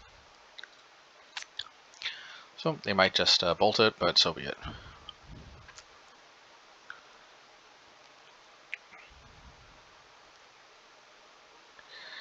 Yeah. Okay. Did mulligan.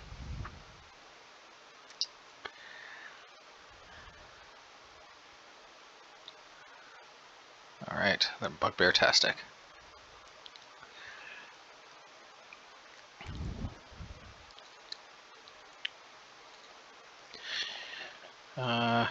Yeah, play this.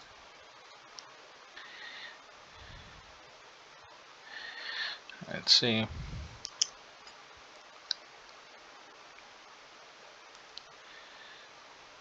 Reach Forger. Is it an elemental? Yeah, let's just bolt this.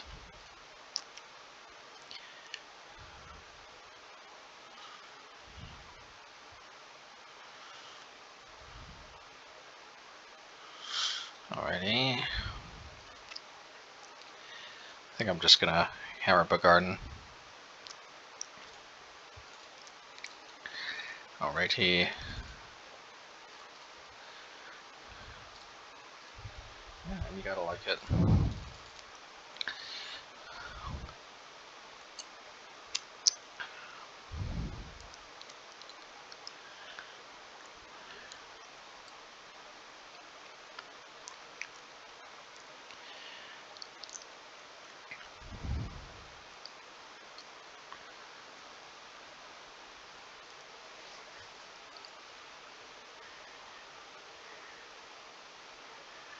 Let's see.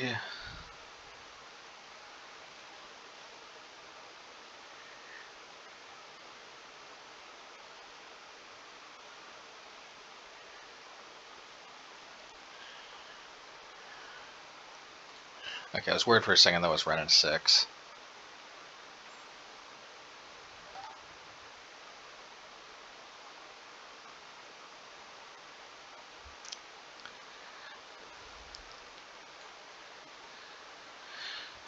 Okie dokie, okie.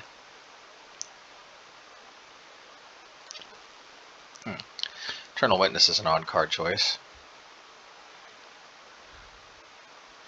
Yeah, I guess they do have to.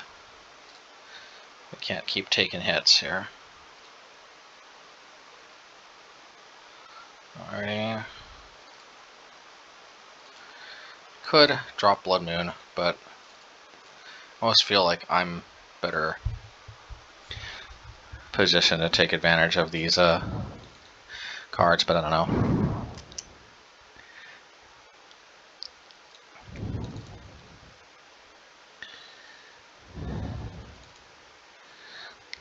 Let's bolt. Burning Tree.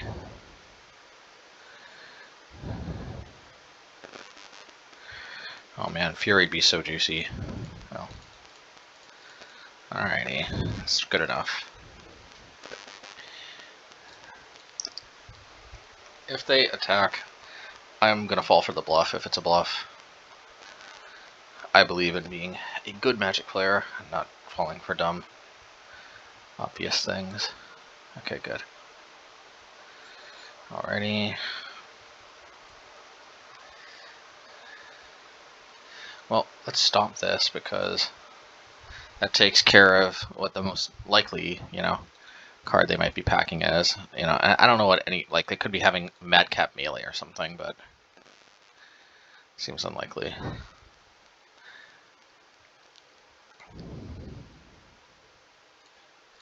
Alrighty.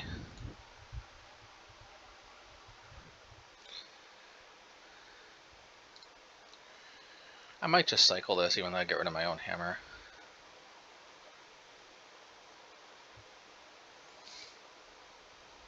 But why though? I guess I don't need to.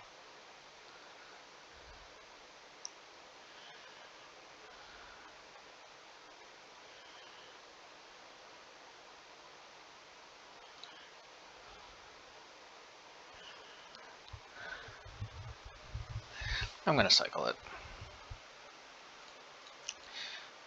I just want to speed. Okay, yeah, and that's a good reason. Come on, yes. Now we're cooking with gas.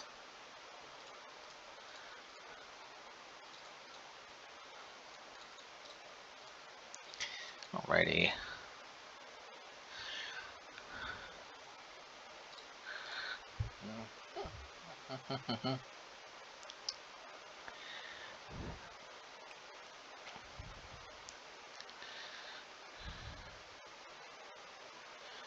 Okay, what's it going to be from them?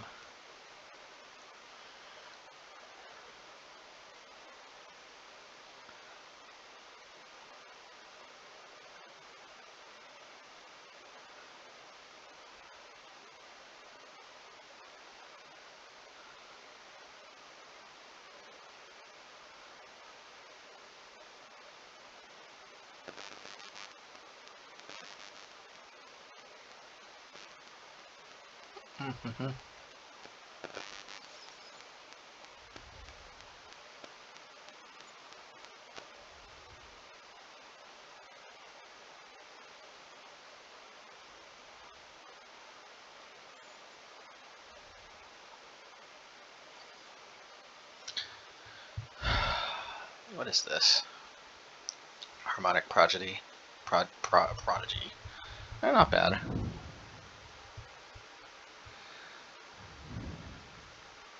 Elvish Visionary. Well, we're definitely killing the Prodigy.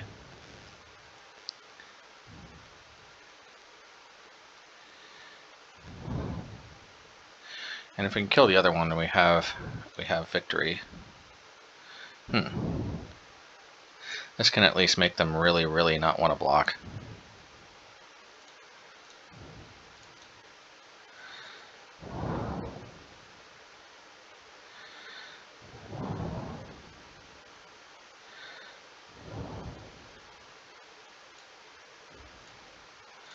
Yeah, I'll just hit that.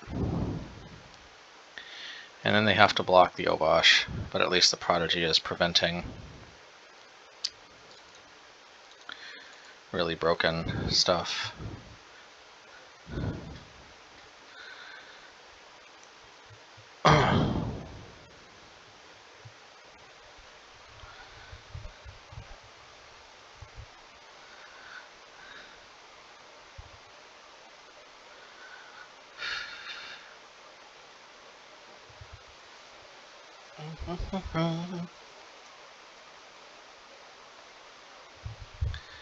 Alrighty. Well, fair enough.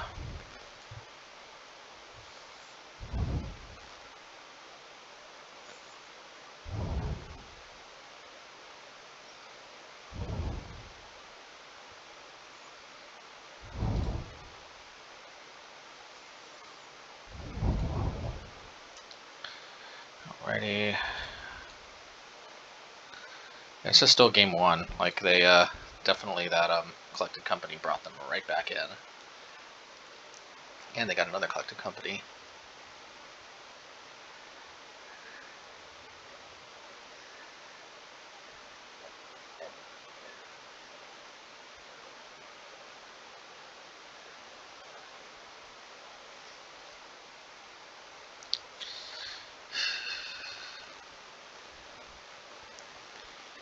Come now, come now. Come now, come now, come now. Let's see. Question is, do I attack with Den of the Bugbear or Bonecrusher? Maybe Bugbear. That's such a good mainland. It's just reasonably costed enough to attack with, and it's so free to play.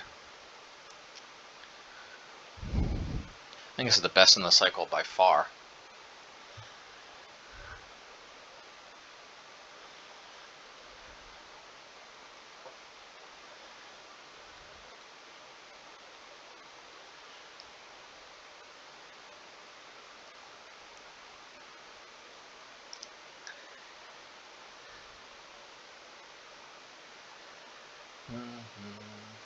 Probably Rage Forger, right? Is it Rage Forger like the entire deck? Yep.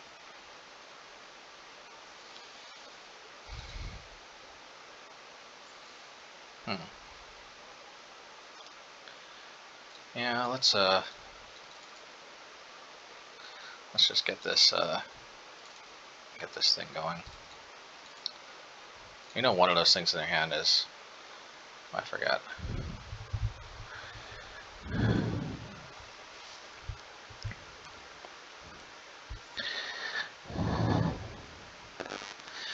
Go down to 1. Don't mind if I do.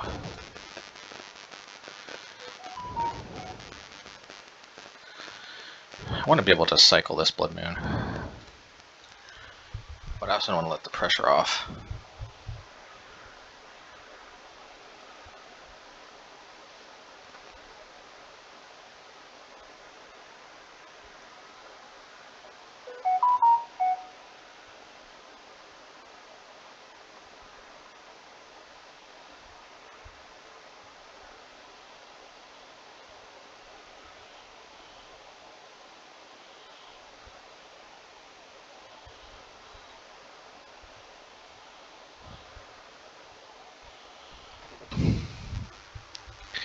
Alright, Rage Forger.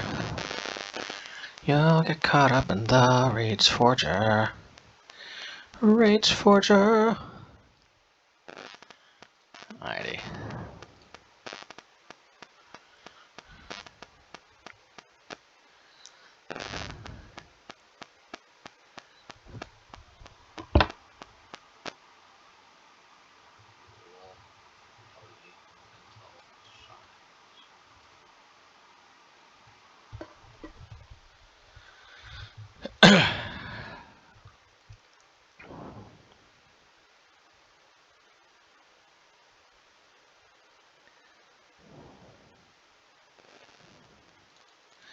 Yeah, and honestly I think the deck performs pretty well, just minus the, I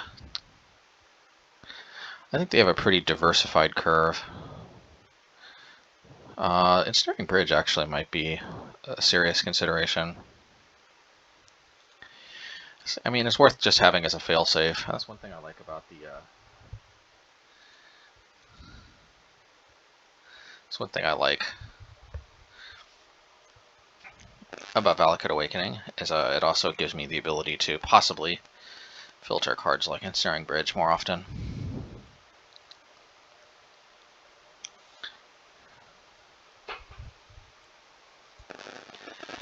Alrighty.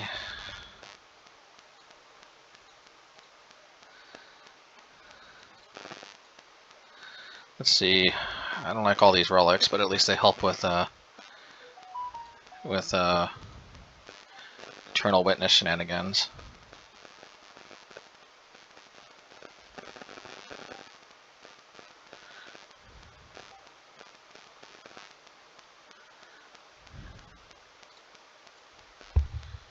Let's see here.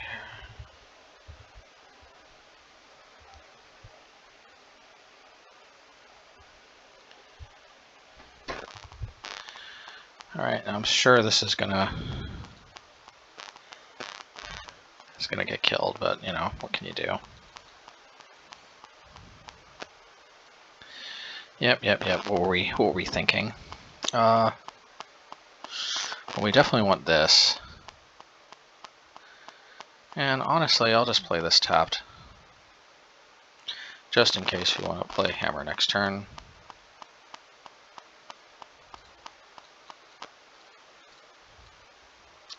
I guess in theory they could be playing Scavenging Ooze, in which case we want to hit our graveyard, but I don't know, I'll see.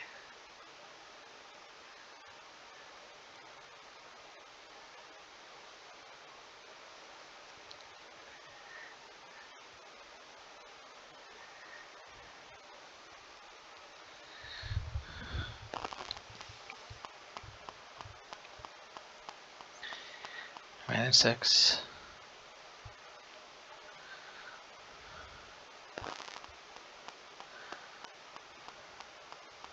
Yeah, I had a feeling they were going to play that.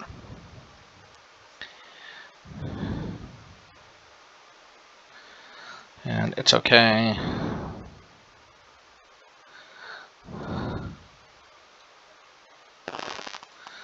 Alright, honestly...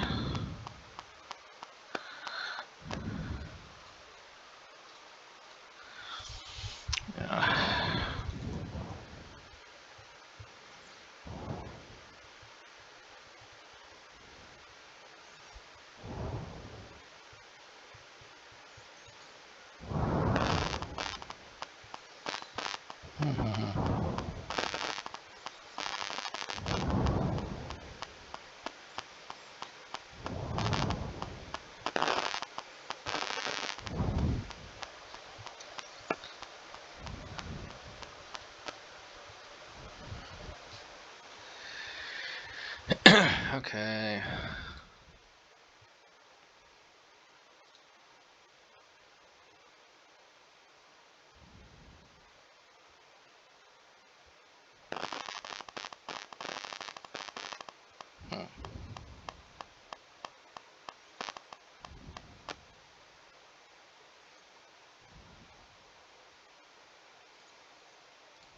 Alright, I'm still cycling it.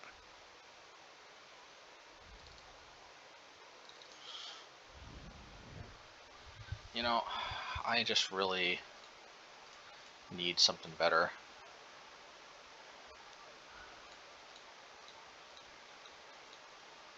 I am spinning the roulette wheel on everything. And Fury seems like pretty good. Pretty good.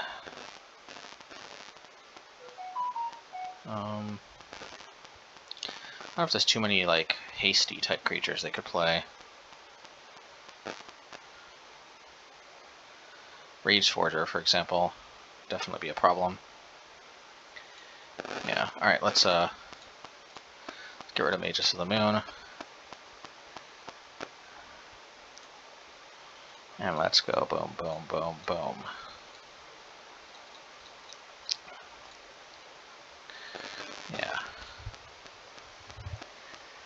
Yeah, the roulette wheel hand, because that hand was just so clunky, that was not going anywhere. I think this one's got a lot more potential.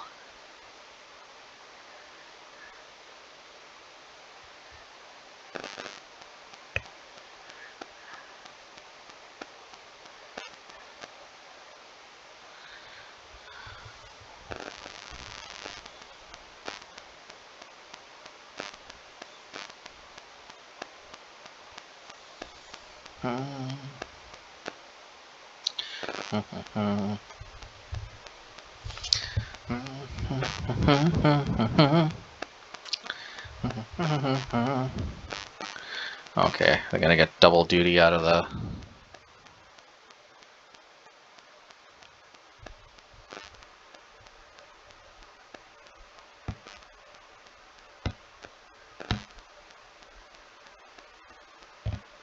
Ooh. Okay. Okay. Knock on wood.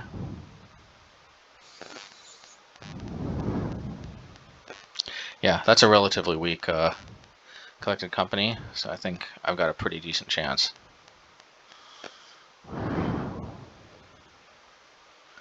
Do I hold on to the removal, though?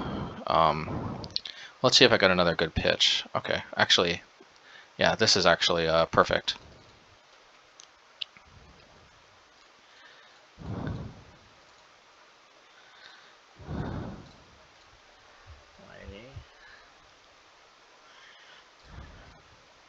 Man, Fury does a lot of work.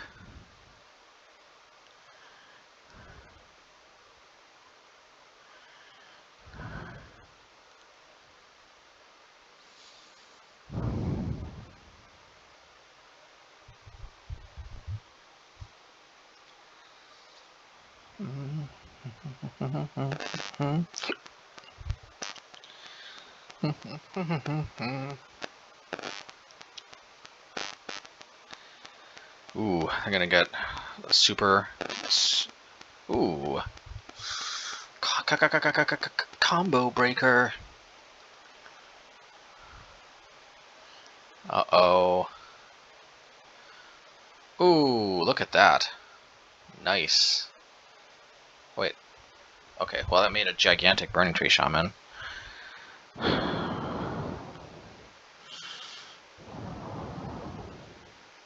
At least I can trade with the Fury for that. Alright. Let's get to work on the Harmonic. Well, actually, you know what? The Harmonic Prodigies, we can actually just Blast Zone them.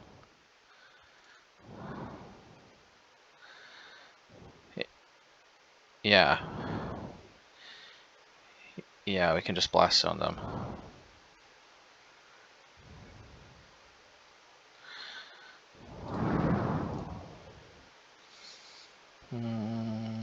Yes.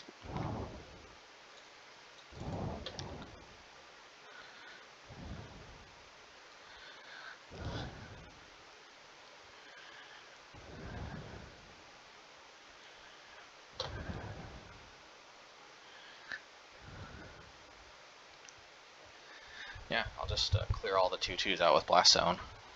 Blast Zone to the rescue. To the rescue. I think that's Bogarman's theme. Whoa. Wait a minute, these don't have +1/+1 counters. Oh, I see.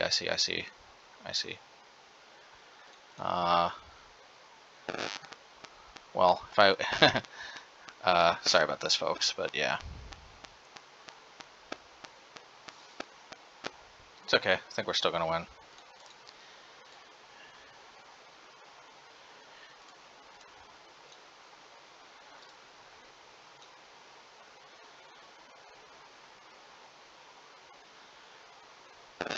Yeah, we took 4 damage for nothing, but I think we're still probably going to win.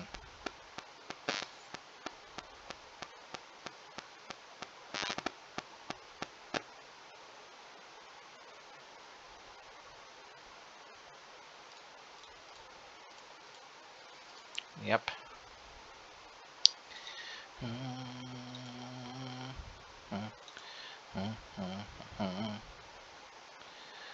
Yeah, let's do this. Let's just put Obosh to hand.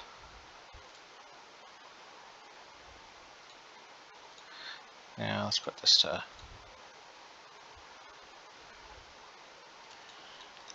Like, Hammer's just such a perfect pitch. Alrighty.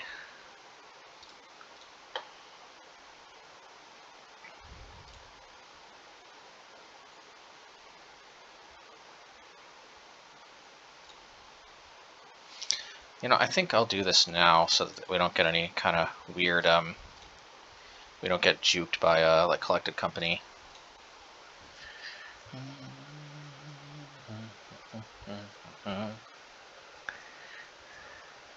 Ha! Alright, well, it's our time for Fury. Next turn. Alrighty.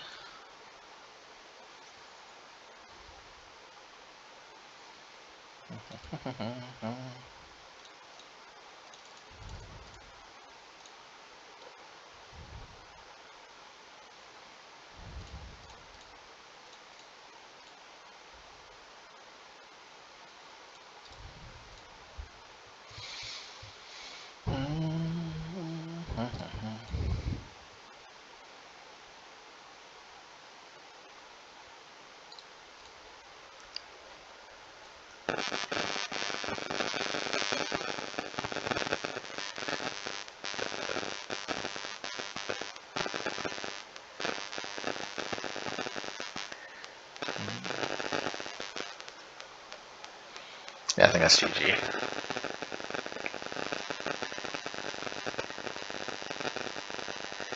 Rage Forger. Got caught up in the Rage Forger. Okay. Yeah, let's do this. And you know what? Let's get our Bugbear game going. Why not? Could put Obosh to hand, but it just seems like such a beautiful day to Bugbear.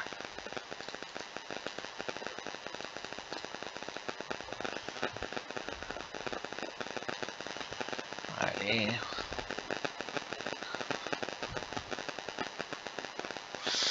Okay. Let's see. And next turn we can put Obosh to hand, play it. So no additional assembly required.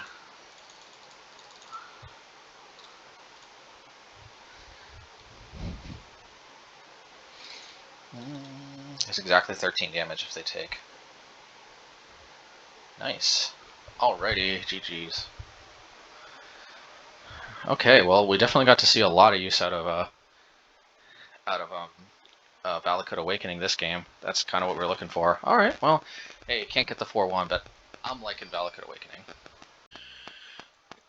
Okay, post-league wrap-up. So, yeah, so what to make of this league? Well, unfortunately, we lost one against Urza.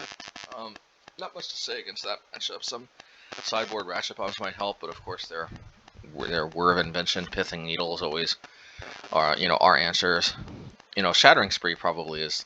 I think Shattering Spree historically has always been the main way to crush that deck. We just don't see it that often, and I think Pillage has more than proved itself in almost all of the matchups. But definitely, if for whatever reason Urza, E-Tron, other decks, come more to prominence, definitely Shattering Spree is bigger game against certain decks like that. Affinity, of course. So yeah, other than that, we had pretty solid results. Can't really complain. Hey, against Izzet Murktide, I mean, we really good to see good old Ensnaring Bridge still doing what we wanted to do in that matchup. And hey, Martyr-Proc, another thing that Martyr-Proc actually helped illustrate is this is why I'm erring on the side of just playing 11 basics instead of mixing these up with like the pathways. I know this doesn't happen all the time, but like there are some decks that just play a lot of Field of Ruins, a lot of Path to Exiles, a lot of Winds of Abandon, a lot of like these cards that let you search up basics. And also Winds of Abandon, or whatever it's called, the card that 2-mana sorcery, exile target creature, its controller searches its library for a basic land card, puts into play tapped, like and overload 6. I mean, like, that card is a card that sees play. Granted, not as much as it may have at some points in the past, but it is a card that sees play. And, like, if they ever Winds of Abandon you, like, for example, you've got a Seasoned Pyromancer, with 2 tokens, that's 4 basics to search up. Like, it's pretty easy to see how, like, you could easily be, like, 6 or 7 basics, deep into your deck by the time that resolves. And if you're not maxed out on basics, you may run out of basics to fetch. And, sure, you could say like, well, at a certain point, how many more basics do you really need? Well, in a deck that plays Hammer Bogargan, you know, like, there's literally, this one cool thing about Hammer Bogargan is literally there is no limit to how many extra lands we could use. So I think that was a good illustration of I think definitely I did try those pathways, you know, just for like extra Ragavan value. But at the end of the day, I just think if those cards aren't giving you substantial, like if they just aren't coming up that much, which they never did when I played them, I think basics, you know, definitely are the way to go, because they definitely did come up there, and I guarantee you they're going to come up more than casting random stuff off of them with Ragavan. In reality, if you're connecting repeatedly with Ragavan, you're probably winning anyway. And I think after that, like, it's kind of win more with, you know, trying to be too clever with these other ways to try to take advantage of Ragavan. Yeah, we got a pretty, you know, fortunate game against Creativity Combo. They exposed themselves to Blood Moon both times. They don't always do that, but hey, you know. Gruul Elemental Shamans, you know, definitely Fury helps a lot there.